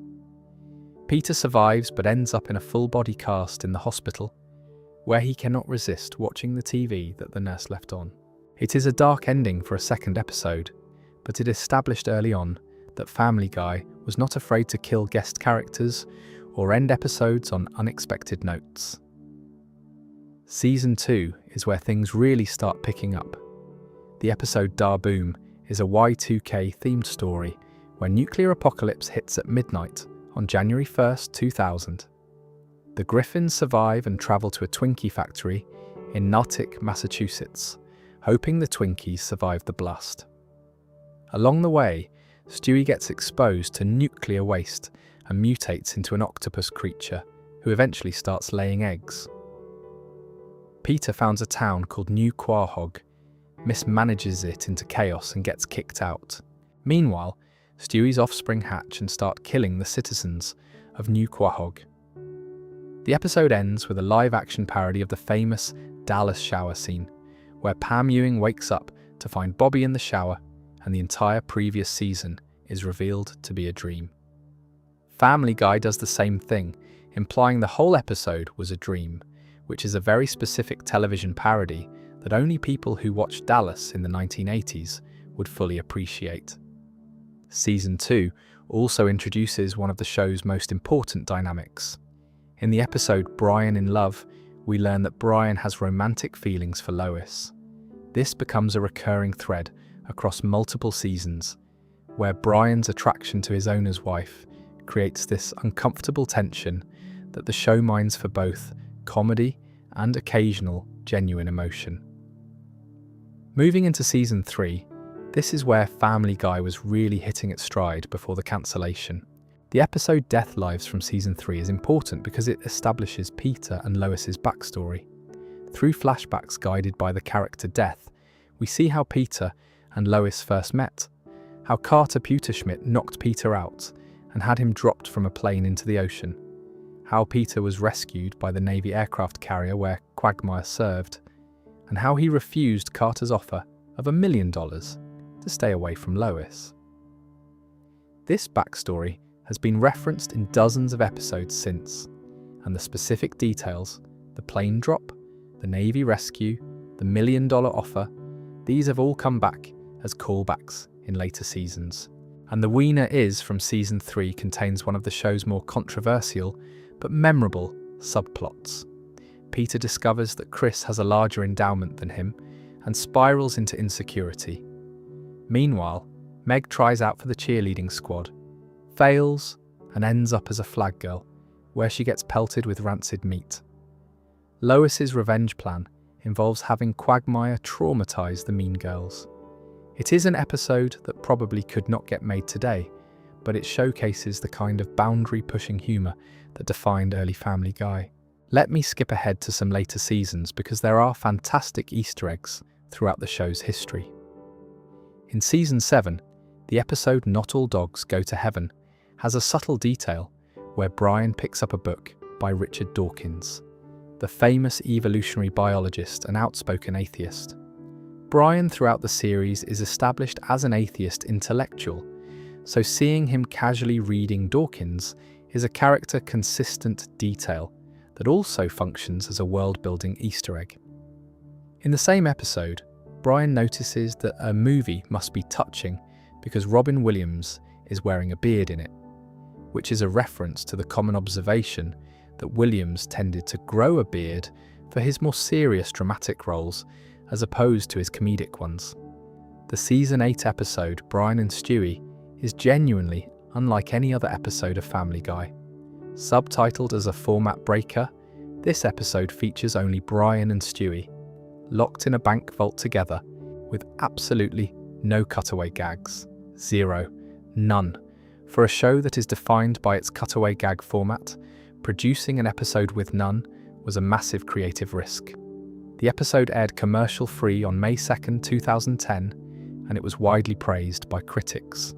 It is one of the most acclaimed episodes in the show's history because it proved that the characters and the writing could carry an episode entirely on their own without relying on the show's signature style. Season 10's premiere Lottery Fever, which I mentioned briefly before, has a detail that a lot of people miss. When Peter goes to buy lottery tickets, he takes out a second mortgage on the house to buy 200,000 tickets. After tormenting the family with 400,000 fake tickets first, Brian pulls a winning ticket from a box of real ones. The numbers are astronomical, but the emotional journey of the episode is surprisingly grounded. When the family loses all their money, wins again, and loses it all again, the final scene where everyone is genuinely depressed is one of the few times Family Guy has ended an episode without a reset to the status quo. Season 12 is significant beyond just the Brian death and revival storyline. The episode And Then There Were Fewer from the season 9 premiere had already established that the show was willing to make permanent changes, and Season 12 continued that trend. When Cleveland returned after the Cleveland show was cancelled, his reintegration was handled carefully. His new family was brought along, and the show had to figure out how to fit additional characters into an already crowded cast. Here is a really interesting production fact. The transition to HD that happened in Season 9 was not just a technical upgrade. The animators had to essentially redesign how they approached every scene. The wider 16:9 frame meant more background detail was visible, which actually increased the amount of work needed for every episode. The backgrounds had to be more detailed, more characters could be on screen at the same time, and the art team had to rethink their compositions. The first episode in this new format, And Then There Were Fewer, was designed specifically to showcase the new visual capabilities, which is part of why it was produced as a special murder mystery event rather than a typical episode. The animation software upgrade to Toon Boom Harmony in Season 8 also changed the visual quality significantly. Before Toon Boom, the show used a more traditional digital animation pipeline that gave the characters a slightly rougher look. The new software allowed for crisper lines, brighter colour palettes, and smoother character rigging. If you watch Season 1 and then immediately watch Season 10, the difference is honestly like watching two different shows. The characters are the same, the humour is the same, but the visual quality is dramatically better. Let me drop some more rapid-fire facts here, because there are a ton of smaller details that deserve mentioning. The show is set in the fictional city of Quahog, Rhode Island. Quahog is based on Providence, Rhode Island, which is where MacFarlane attended RISD. The name Quahog comes from the Quahog clam, which is a type of hard-shell clam native to the eastern coast of the United States, and is particularly common in Rhode Island. So the town name is itself a Rhode Island reference. The Drunken Clam, the bar where Peter and his friends hang out, is a central location in the show. While there is no real bar called the Drunken Clam in Providence, Rhode Island has a long tradition of dive bars and local pubs that the fictional bar is clearly inspired by. The name is a pun on the Quahog clam connection, since a clam is basically a non-alcoholic bivalve. Family Guy holds the distinction of being the longest-running Fox animated series after The Simpsons. With 24 seasons and counting as of 2026, and a renewal deal securing the show through season 28, it is clear that Family Guy will continue for years to come. That April 2025 mega deal that renewed the show for 4 additional seasons through 2028 or 2029 was one of the largest animation deals in recent television history. The show is currently the 4th most streamed television show across all digital platforms, based on data from the first half of 2025. That is remarkable for a show that premiered in 1999. While the linear television ratings have declined to under 2 million viewers per episode, the streaming numbers tell a completely different story. Family Guy has consistently been one of the top streamed shows on Hulu for multiple years running, which is why the show keeps getting renewed despite the lower traditional ratings. The 450th episode milestone was reached with the season 24 premiere on February 15th, 2026. Fox specifically highlighted this in their mid-season schedule, calling it the 450th episode, though the exact count depends on how you count Hulu exclusive specials and the direct-to-DVD movie. The fact that the show has produced roughly 450 episodes over 24 seasons is a staggering achievement for any television series, let alone an animated one.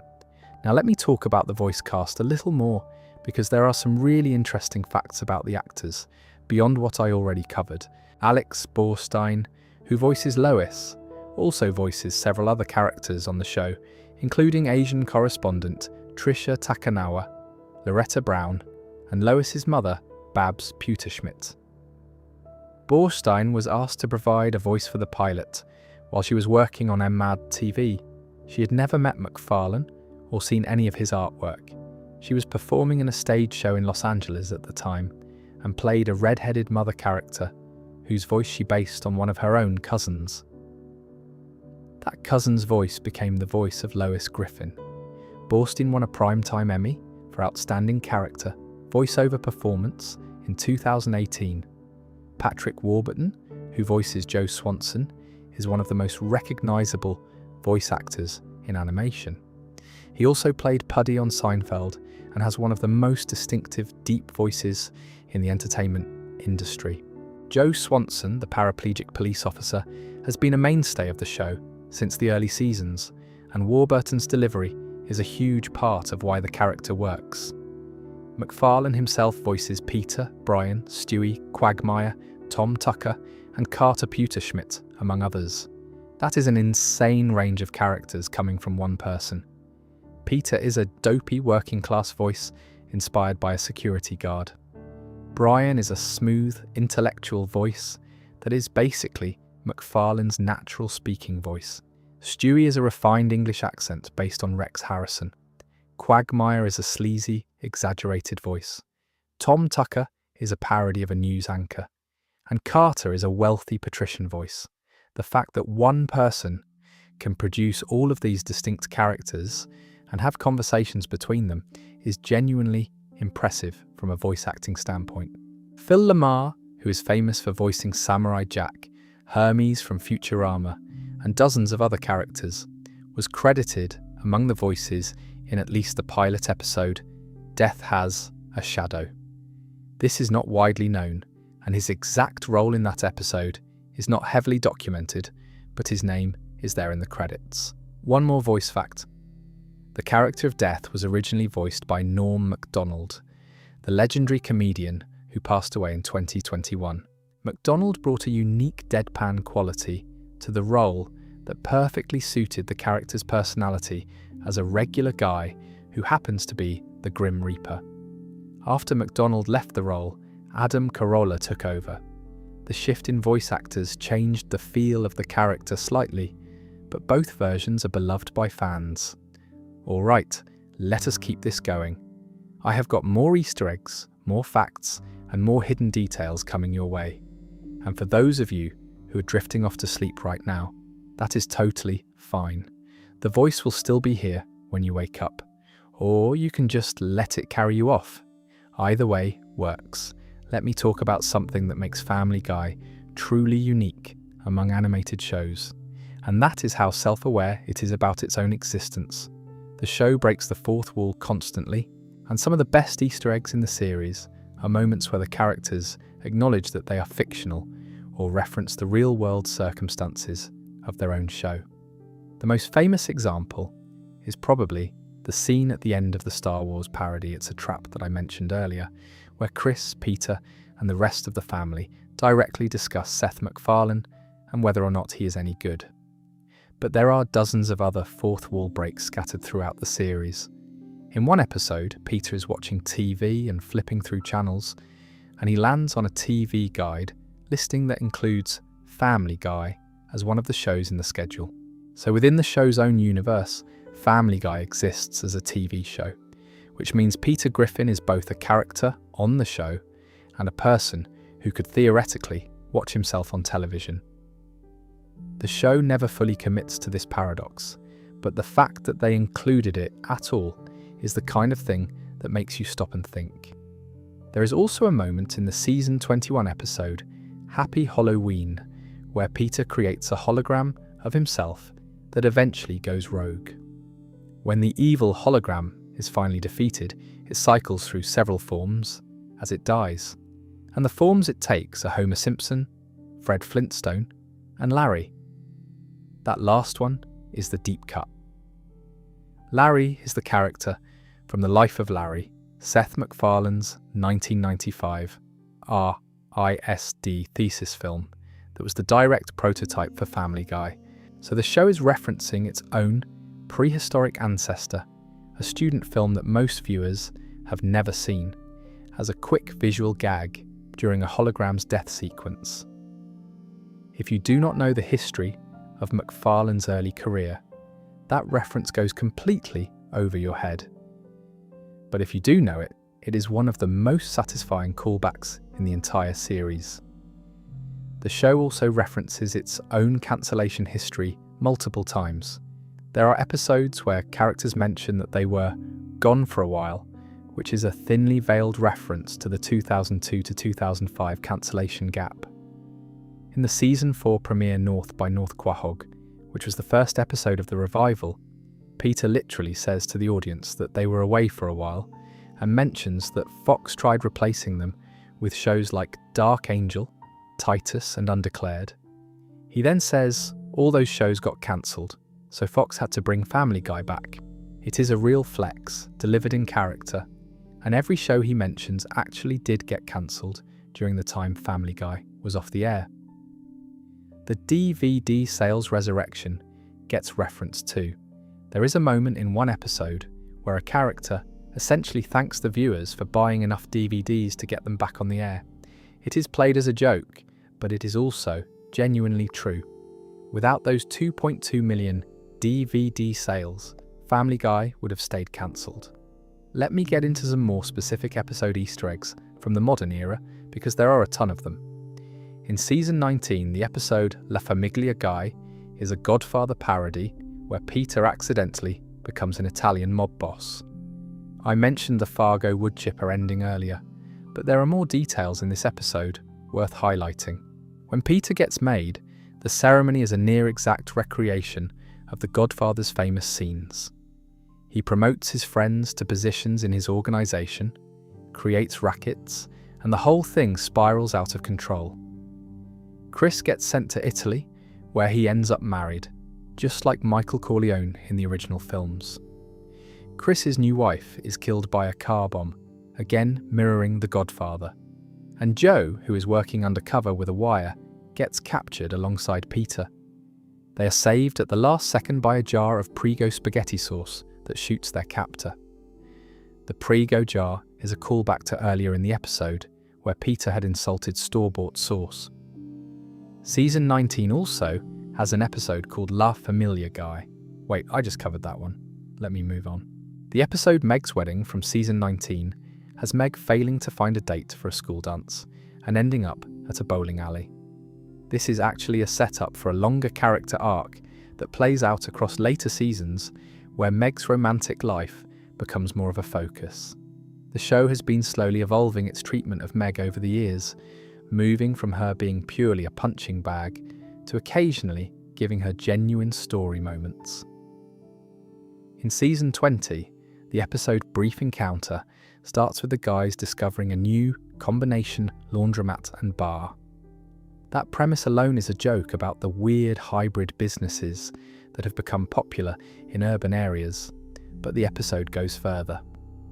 Peter and Quagmire end up swapping personalities after exchanging underwear at the laundromat, which is an absurd plot that somehow works as both a body swap comedy and a commentary on how much our clothing and presentation shape our identities. Season 23 brings some major developments. In Fat Gun, the show does a Top Gun parody with Peter as Maverick. The episode includes specific shot recreations from the original film. In The Chicken or the Meg, which I mentioned earlier, Meg dates Ernie the giant chicken's son Nugget after meeting him on a reality dating show called Sex Farm. The episode ends with Meg decapitating Ernie, apparently ending one of the show's longest-running gags permanently. Another season 23 episode, Lois C.K., has Lois discovering she is good at stand-up comedy. She channels her frustration with Peter into a comedy routine that gets her a regional TV special. But when Peter finds out she's been mocking him for money, he straightens up his behaviour, which ruins her act. The episode is a surprisingly thoughtful look at the dynamic between the two characters and how their dysfunction is actually codependent. The episode Peter on the Supreme Court from season 23 has Peter replacing Brett Kavanaugh on the Supreme Court. He manages to convince the other justices to ban marriage for everyone, and the episode takes on a satirical edge that is sharper than the show's typical political humour. Before the vote can be finalised, Brett returns to reclaim his seat, and Peter goes home, but not before issuing a final statement that somehow saves gay marriage. It is one of those episodes where the absurd premise leads to a surprisingly pointed conclusion. Let me talk about some of the show's real-world connections and references, because Family Guy exists at this weird intersection of fiction and reality. Quahog, Rhode Island is fictional, but it is clearly based on real Rhode Island locations. The Pawtucket Brewery, where Peter works, is named after Pawtucket, a real city in Rhode Island that historically had several breweries. The general layout of Quahog, with its suburban neighbourhoods, downtown area and waterfront, is consistent with small to mid-sized New England towns in Rhode Island. The show has featured numerous real public figures, either in person or through parody. Adam West played a fictionalized version of himself as the mayor of Quahog for 15 years. The show has had actual guest appearances from a wide range of celebrities, politicians, and public figures who voice themselves or original characters. The line between the real world and the Family Guy world is intentionally blurry, which is part of what makes the show's pop culture commentary so effective. Here is another fun production detail. The show's animation pipeline has evolved significantly over the years. In the early seasons, the animation was outsourced to Film Roman, which was a common practice for animated shows at the time. The production later moved in-house and also used international studios like Sunwoo Entertainment for portions of the work. Sunwoo, which is based in South Korea, considers Family Guy one of its most notable projects. The international outsourcing of animation is standard for the industry, and shows like The Simpsons, South Park, and most other animated series use similar models. The episode count discrepancy is something that fascinates me as a detail-oriented person. Depending on which source you check, Family Guy has somewhere between 447 and 450 episodes. Wikipedia's episode tally comes to 447. Hulu lists 450 episodes across 25 seasons. Fox referred to the season 24 premiere as the 450th episode. The discrepancy comes down to whether you count Hulu exclusive holiday specials, the direct-to-DVD movie that was later split into 3 broadcast episodes, and other edge cases. It is the kind of thing that only matters to people who keep spreadsheets about television, but I think it is interesting that even the people who make the show cannot quite agree on how many episodes they have made. Let me get into some more Easter eggs from specific episodes, because I am not going to let this video end without covering as many as possible. In the episode where the family goes tailgating at a Patriots game, there is a fun detail where all the tailgating equipment and decorations in the background are extremely accurate to what you would actually see outside a New England Patriots game. The writers clearly either attend games themselves or did research, because the little details like the specific types of grills, the flag arrangements, and the parking lot setup are all spot on for Foxborough. There is an episode where Peter rents the statue of David. Not a replica, the actual statue of David. He just has it delivered to his house. This happens in the very first episode as part of Peter's spending spree with his welfare money, and it sets the tone for the entire series. The show has always treated money as this absurd thing where characters can either be completely broke or suddenly have unlimited resources, and the statue of David bit in the pilot is the first example of that. The show's treatment of Meg as the family's punching bag is probably its most consistent running gag, and it has evolved over the years in interesting ways. In the early seasons, the Meg abuse was relatively mild, mostly family members ignoring her or making offhand comments. But as the show went on, the treatment of Meg became increasingly extreme, to the point where it became the subject of actual academic papers about animated comedy and scapegoating. There have been episodes where the family literally forgets Meg exists, episodes where she is left behind on family trips, and episodes where characters go out of their way to be cruel to her for no reason. It is simultaneously the show's most controversial and most consistent bit. But here is the thing. In more recent seasons, the show has started giving Meg more agency. She beat up Ernie the giant chicken. She decapitated him. She has had storylines where she stands up for herself, fights back against bullies, and shows genuine strength.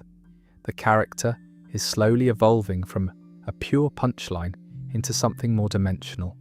And that evolution itself is an Easter egg of sorts for long-time viewers who have been watching Meg get mistreated for 25 years. Let me mention a few more quick facts about the show's cultural impact, because some of these are genuinely surprising. Family Guy popularized the cutaway gag format in American animation.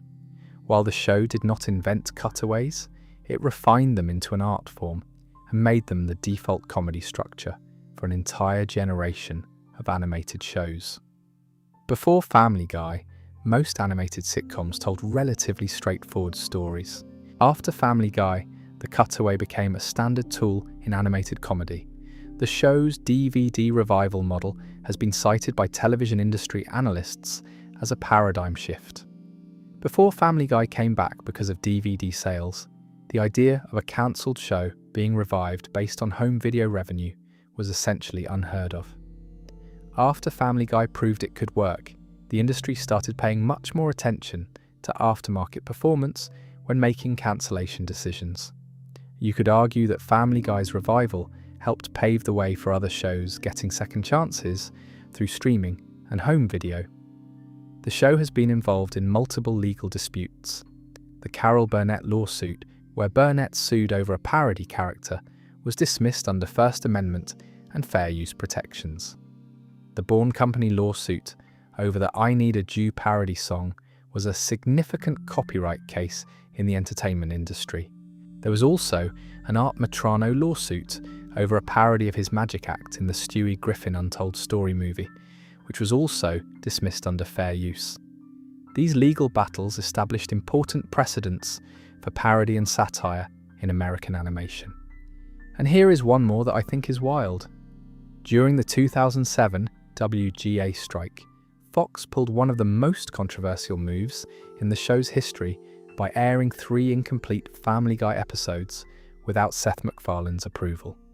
MacFarlane was furious. He publicly stated that the episodes went out without being properly finished, without his final voice mixing, and that it damaged his relationship with Fox. The network was desperate for content during the strike and made the decision to air what they had regardless of quality. It is one of those behind-the-scenes moments that shows the tension between creators and networks in the television industry. All right, we are in the home stretch now. I have got one more big section to cover, and it is honestly my favourite part of this whole video. We're going to talk about the details that connect Family Guy to the larger animated television universe, the weirdest trivia in the show's history, and some rapid-fire facts that will make you see this show in a completely new way. Let me start this section with some rapid-fire facts that deserve their own spotlight. These are the kinds of things that come up in trivia nights, and if you know them, you are officially a Family Guy expert. Seth MacFarlane started drawing when he was 2 years old. By the time he was 8, he had his first comic strip published in a Connecticut newspaper called the Kent Dispatch. The strip was called Walter Crouton. So the man who created Peter Griffin was already putting characters on paper before he was in the 3rd grade. MacFarlane's middle name is Woodbury, and the origin of that name is actually hilarious. He once asked his grandfather about it, and his grandfather told him that his great-grandmother had given the family the name because she thought the town drunk was the funniest man she had ever met, and Woodbury was his name. So Seth MacFarlane is literally named after a town drunk. And then he grew up to create a show whose main character is essentially a modern town drunk. You cannot make this stuff up.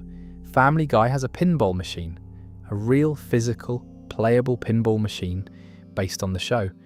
It was manufactured by Stern Pinball and features artwork of the Griffin family, along with voice clips from the show. If you ever see one in an arcade, it is actually a lot of fun. The show has produced 2 video games. The first was Family Guy Video Game from 2006, and the second was Family Guy Back to the Multiverse from 2012. The 2012 game is particularly interesting because it's based on the Road to the Multiverse episode concept, with players travelling between different parallel universes. Neither game was critically acclaimed, but they both have decent cult followings among fans of the show. Here is a fact that sounds fake, but is completely real. In 2009, Family Guy became the first animated series to be nominated for the Primetime Emmy Award for Outstanding Comedy Series since The Flintstones in 1961. That means for 48 years, no animated show was considered good enough to compete with live-action comedies for television's highest comedy honour. Family Guy broke that barrier. It did not win, but the nomination alone was a landmark moment for animated television. Seth MacFarlane won Primetime Emmy Awards for Outstanding Voice-Over Performance in 2000, 2016, 2017, and 2019. Alex Borstein won the same award in 2018 for her work as Lois, Together, that is 5 voice acting Emmys for the Family Guy cast, which is more than most animated shows ever receive. The show has received over 91 nominations and more than 24 wins across all major award organisations. That includes 32 Primetime Emmy nominations with 9 wins, 12 Annie Award nominations with 3 wins, 7 Golden Reel Award nominations with 3 wins, and a Saturn Award win for the Blue Harvest Star Wars parody. There are also Writers Guild of America nominations, a Grammy nomination for the song Christmas Time is Killing Us, and 6 Teen Choice Award wins out of 18 nominations. The Family Guy Live in Vegas album exists. It is a real album released in 2005 where the cast performs songs from the show. It also exists as a DVD release. The idea of an animated show having a live concert album is pretty unusual, but Family Guy's musical numbers are good enough to warrant it. Let me talk about some of the show's connections to other media, because Family Guy has shown up in places you would not expect. In the Simpsons episode Bart vs. Itchy and Scratchy, there is a wall of cartoon women's history. Among the cartoon women featured is Donna Tubbs Brown from The Cleveland Show, and the listing also gives a shout out to her appearances in Family Guy. So The Simpsons officially acknowledges both The Cleveland Show and Family Guy in their own canon. In another Simpsons episode called "'Tis the 30th Season", a hotel manager mentions that Disney World is building a Family Guy theme park, referencing Disney's acquisition of Fox. The characters in costume are dressed as Peter, Lois, Chris, and Stewie. This is The Simpsons commenting on the fact that Disney now owns both The Simpsons and Family Guy, 2 shows that have spent years making fun of each other. American Dad has multiple Family Guy references. In one episode, Roger from American Dad has a side family that is literally the Griffin family. He has a close relationship with Meg. In another episode, Stan lists his top 10 favourite dogs, and number 1 is Brian Griffin, who actually shows up in the American Dad universe. Brian says, "Do I know you?" and walks away, while Stan yells, "Stop pretending you don't know me." In a different American Dad episode, Klaus dresses entirely in Family Guy merchandise, including a Brian Griffin hat, a Family Guy logo shirt, and a Family Guy lunchbox. The Drawn Together show referenced Family Guy multiple times. In one episode, Stewie Griffin shows up and asks the characters how they killed someone so easily, saying they need to teach him their ways. This is a reference to Stewie's ongoing attempts to kill Lois throughout Family Guy. In the Futurama movie, Bender's Big Score, as I mentioned earlier, there is a Family Guy calendar visible in Fry's apartment when he travels back to the year 2000. In the Futurama episode Game of Tones, Seth MacFarlane provides the voice of a character named Seymour Butts in Fry's dream sequence. That is MacFarlane crossing over into the Futurama universe in a guest voice capacity. Now let me cover some weird and obscure trivia that even dedicated fans might not know. The show's content rating is technically TV-14 on Fox, with descriptors for dialogue, language, sex and violence. But on Disney Plus, the show is listed as TVMA, and on DVD and streaming, the uncut versions of episodes often contain stronger content than what aired on broadcast television. So the same show has different ratings depending on where you watch it, which is an unusual situation. The show's overall IMDb rating is 8.1 out of 10, based on approximately 385,000 to 386,000 ratings. But individual episode ratings vary wildly. The highest rated episode is Road to the Multiverse with a 9.1. The lowest rated is You Can't Handle the Booth from season 17 with approximately a 4.2.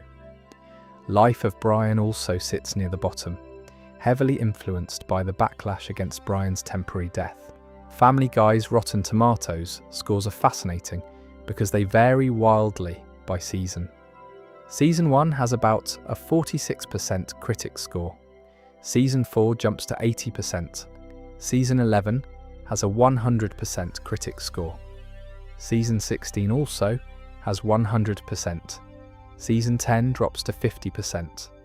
There is no consistency at all, which reflects the fact that critics have never been able to agree on whether Family Guy is brilliant satire or lazy shock comedy. The audience scores are generally much higher, hovering around 80 to 90% across most seasons. The show premiered to 22 million viewers, but season 20 averaged only about 1.9 million. That sounds like a massive decline, and it is in terms of linear television. But the streaming numbers tell a completely different story. Family Guy ranked as the 4th most streamed show across all digital platforms in the first half of 2025. The show's audience has not shrunk. It has migrated from traditional broadcast to streaming, which is a trend that affects almost every long-running television series. Season 1 had only 7 episodes, and Season 2 had 21. Season 4, the first revival season, had 30 episodes, which is the most of any season. From Season 14 through Season 21, the production stabilised at exactly 20 episodes per season. Recent seasons have had smaller broadcast orders of around 15 episodes, supplemented by Hulu exclusive holiday specials. This shift reflects the changing television landscape, where streaming specials are becoming an increasingly important part of a show's output. The Hulu holiday specials are a relatively new development. The first Hulu exclusive Family Guy special premiered on October 14th, 2024. A Christmas special called Gift of the White Guy was set for November 25th, 2024, and a Halloween special for the season 24 era aired on October 6th, 2025. These specials represent Family Guy adapting to the modern streaming model where shows exist across multiple platforms simultaneously. Let me also mention some of the show's international presence. Family Guy airs internationally on Star through Disney+. It has been translated into numerous languages and has a massive global following. The show has been banned or heavily censored in some countries due to its content, but it remains one of the most recognizable American animated shows worldwide. The syndication history of Family Guy is extensive. Adult Swim aired reruns from 2003 through 2021, and those reruns were instrumental in the show's revival. TBS, FXX, Freeform, and Comedy Central have all held syndication rights at various points. A Comedy Central licensing deal was announced on August 14, 2024, with broadcasts beginning September 2nd, 2024. Adult Swim returned to airing Family Guy in 2025. The show exists across so many networks and platforms that it is genuinely difficult to keep track of where you can watch it at any given time. Here is something that I think is really cool from a historical perspective. The very first episode of Family Guy, Death Has a Shadow, was directed by Peter Shin and Roy Allen Smith and written by Seth MacFarlane. Peter Shin went on to become one of the most prolific directors on the show and won an Annie Award for directing the Season 4 premiere North by North Quahog, which was the first episode of the revival. So the same director who helped launch the show also directed the episode that brought it back from cancellation. The show has dealt with real-world events in interesting ways beyond just the 9/11 connection. The COVID-19 pandemic forced an 8-week production and broadcast hiatus in 2020. The show returned with new episodes on April 19th, 2020, after shifting to remote work. Season 19 was partially produced under pandemic conditions, and as I mentioned earlier, the production team created a vaccine PSA and an in-character podcast during the lockdowns. The 2023 Writers Guild of America strike also impacted the show. On May 12, 2023, the showrunners of Family Guy, including Seth MacFarlane, temporarily left the show as part of the strike. This is notable because MacFarlane is one of the wealthiest people in the animation industry and could have easily continued working, but he chose to stand with the other writers. One last batch of facts before I wind this thing down. The Bourne Company music publisher filed a copyright lawsuit in 2007 accusing Family Guy of infringing on When You Wish Upon a Star through the parody I Needed You. The case was a significant test of parody protections under copyright law. Fox pulled at least one provocative Emmy consideration, ad created by MacFarlane, that newspapers refused to run. The show has sparked protests over specific scenes, including a cutaway involving a man with AIDS that drew condemnation from AIDS service organisations. The show has also had a surprising influence on real-world politics and public discourse. Episodes dealing with hot-button issues like abortion, gun control, immigration, and LGBTQ rights have been cited in actual policy debates. Whether that is a good thing or a bad thing depends on your perspective, but the fact that an animated comedy about a fat guy in Rhode Island has influenced real-world political conversations is kind of remarkable. All right, we are in the final stretch, and I want to use this last section to cover some more Easter eggs that I have not gotten to yet, along with some of the most obscure and fascinating trivia in Family Guy history. So settle in for one more round. Let me talk about the Brian and Stewie dynamic, because it is honestly one of the most complex character relationships in all of animation, and it contains some subtle Easter eggs that only reveal themselves if you pay close attention across multiple seasons. In the early seasons, Stewie was a straightforward villain. He was obsessed with world domination and wanted to kill Lois. His entire character was built around being an evil genius trapped in a baby's body. But over time, the show gradually shifted Stewie into a more nuanced character. His relationship with Brian became the emotional core of the series. The Road to episodes are largely responsible for this shift because they forced the two characters to spend extended time together, which revealed their chemistry. The format breaker episode Brian and Stewie from Season 8, where they are locked in a bank vault together with no cutaway gags, was the culmination of this evolution. In that episode, Brian reveals that he keeps a gun in his safety deposit box because he plans to use it on himself someday. It is one of the most surprisingly dark moments in the show's history, delivered without any comedy to soften it. Stewie talks him through it, and the episode becomes this genuinely moving character study.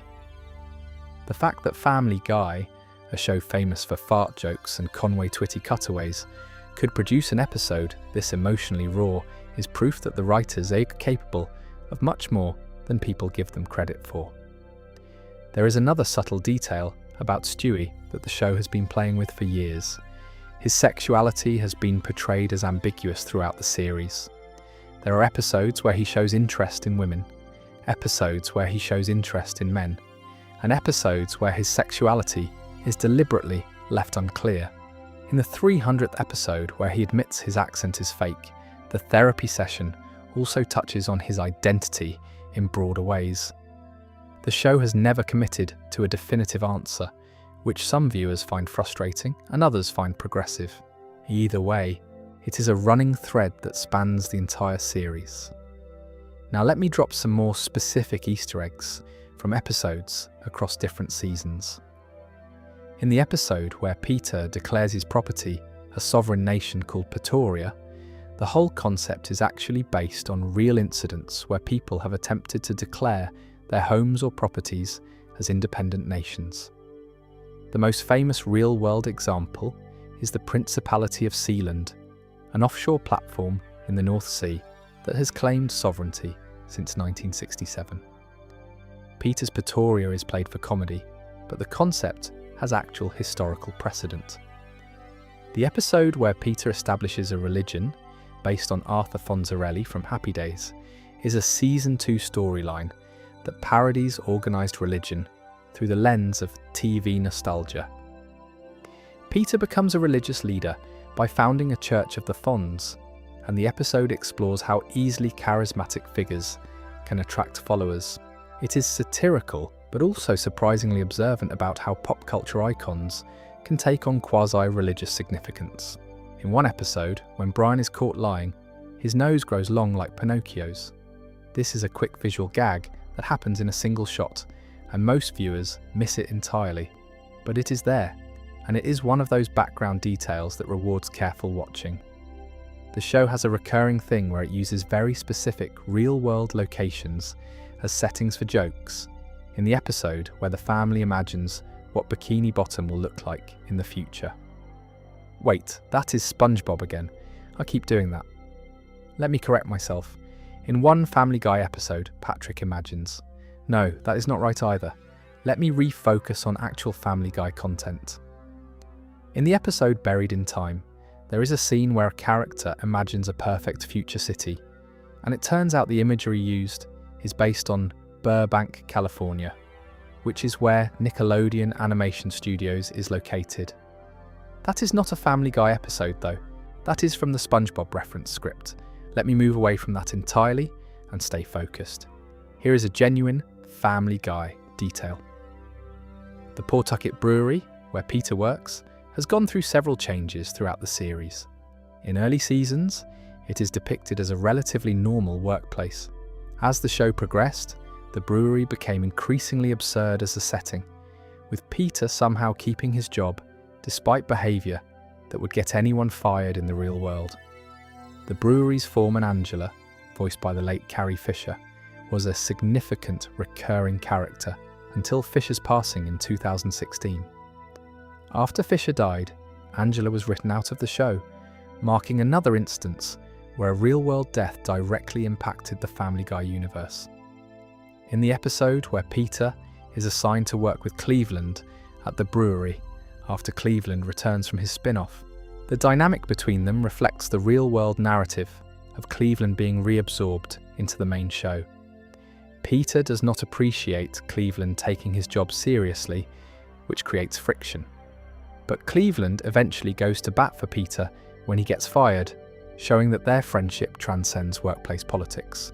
It is one of those episodes that works as both a standalone story and a meta-commentary on the production decisions that brought Cleveland back to Family Guy. Let me also mention that there is a specific subset of Family Guy Easter eggs that relate to real-world geography and Rhode Island culture. The show is set in Quahog, which, as I mentioned, is based on Providence. But the writers sprinkle in real Rhode Island references constantly. The mention of Salva Regina College in the episode where Lois goes to her reunion is a real college in Newport, Rhode Island. Various streets, neighbourhoods, and landmarks mentioned in the show correspond to actual places in the Rhode Island area. If you are from Rhode Island, watching Family Guy is a completely different experience because you catch all of these local references that people from other states would never notice. Here is something that connects to the show's musical legacy. The song Bird is the Word from the Surfin' Bird episode became so popular after the episode aired that the Trashmen, the band who originally recorded the song in 1963, saw a massive spike in their music sales. The song re-entered the iTunes charts decades after its original release, purely because Family Guy featured it. This is one of the clearest examples of the show directly impacting the music industry. Similarly, Conway Twitty's music saw increased attention after the show started using his performances in cutaway gags. The show used full-length Conway Twitty performances multiple times, and each time it aired, Twitty's songs would see a bump in downloads and streaming numbers. For a country singer who passed away in 1993, having a new generation discover his music through a cartoon about a fat guy in Rhode Island is one of the stranger legacies in pop culture history. Let me give you a few more rapid-fire facts to close things out. The show has had at least 2 known instances where Fox pulled promotional materials. An Emmy consideration ad created by MacLeod was rejected by newspapers for being too provocative. The specifics of the ad are not widely documented, but the fact that it was too extreme for newspapers, while the show itself aired on network television, says something about the double standard between print and broadcast media. The Simpsons has referenced Family Guy just as much as Family Guy, has referenced The Simpsons. The rivalry between the two shows is well documented and has played out across both series for years. Beyond the Simpsons Guy crossover, both shows have taken shots at each other in individual episodes, promotional materials, and public statements by their respective creators. It is one of the most entertaining rivalries in television history because both sides clearly respect each other even while trading insults. Family Guy's episode titles often contain hidden references themselves. Episodes like North by North Quahog reference Alfred Hitchcock's North by Northwest. Three Kings references Stephen King. Blue Harvest references Star Wars production history. The show's writers put as much thought into naming episodes as they do into writing them, and dedicated fans can often predict what an episode will be about just from the title. The show currently has a content rating of TV-14 on Fox Broadcast, but the uncut versions available on DVD and streaming are significantly more explicit. Some episodes have scenes that were cut for broadcast but restored for home release. If you have only ever watched Family Guy on television, there are jokes and scenes you've never seen that exist in the uncut versions. Alright, I think we have covered a truly insane amount of ground here. We started with the origin story of how a college kid's thesis film turned into one of the most successful animated shows in television history. We talked about how a hangover saved Seth MacFarlane's life on September 11th, 2001. We went through hidden background gags, Star Wars parody deep cuts, banned episodes, recurring gag origins, movie parodies, character revelations, casting stories, production facts, award histories, crossover details, legal battles, cultural impact, streaming numbers, international presence, and hundreds of individual Easter eggs and references from specific episodes across 24 seasons. And you know what? We probably still missed some. That is the thing about a show with over 447 episodes and 25 years of history.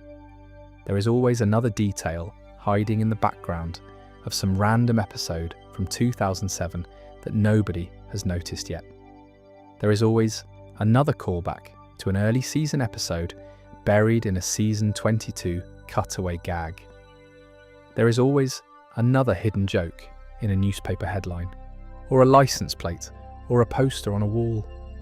That is what makes Family Guy special, whether you love the show or you think it went off the rails 10 seasons ago. The level of detail that goes into every episode, from the writing to the animation to the music to the voice acting, is genuinely impressive. The animators hide jokes that they know 99% of viewers will never see. The writers plant callbacks to episodes that aired over 2 decades ago. The composers write orchestral arrangements that would be at home in a Hollywood film and use them to score Peter falling downstairs. Every single element of the show has more depth than it seems at first glance. So if you're still awake right now, thank you for sticking with me through this entire thing. That took a while. And if you fell asleep somewhere around the Star Wars section or the banned episodes part, that is completely fine. That was kind of the point. Either way, I hope you learned something new about this show tonight. I know I did while putting this together. Family Guy premiered on January 31st, 1999, after Super Bowl 33. It was created by a 24-year-old kid from Connecticut who based his main character's voice on a security guard and almost died on September 11th. It was cancelled twice, saved by DVD sales, and has since produced over 447 episodes across 24 seasons with a guaranteed run-through at least season 28. It has won 9 Emmy Awards, been the subject of lawsuits, protests and academic papers, and it is currently the 4th most streamed show on any platform. And somewhere in the background of episode 312, there is probably a joke on a sign that nobody has noticed yet. Good night, everybody. And if you are looking for something else to fall asleep to after this, I have got plenty more where that came from. But for now, rest up. You earned it. That was a lot of Family Guy. Actually, wait. Before I let you go, I just remembered a few more that I cannot leave out. Consider this the bonus round. The character Shelley Booth Bishop is a minor character that most fans have never heard of, but he has one of the most unique backstories in the show.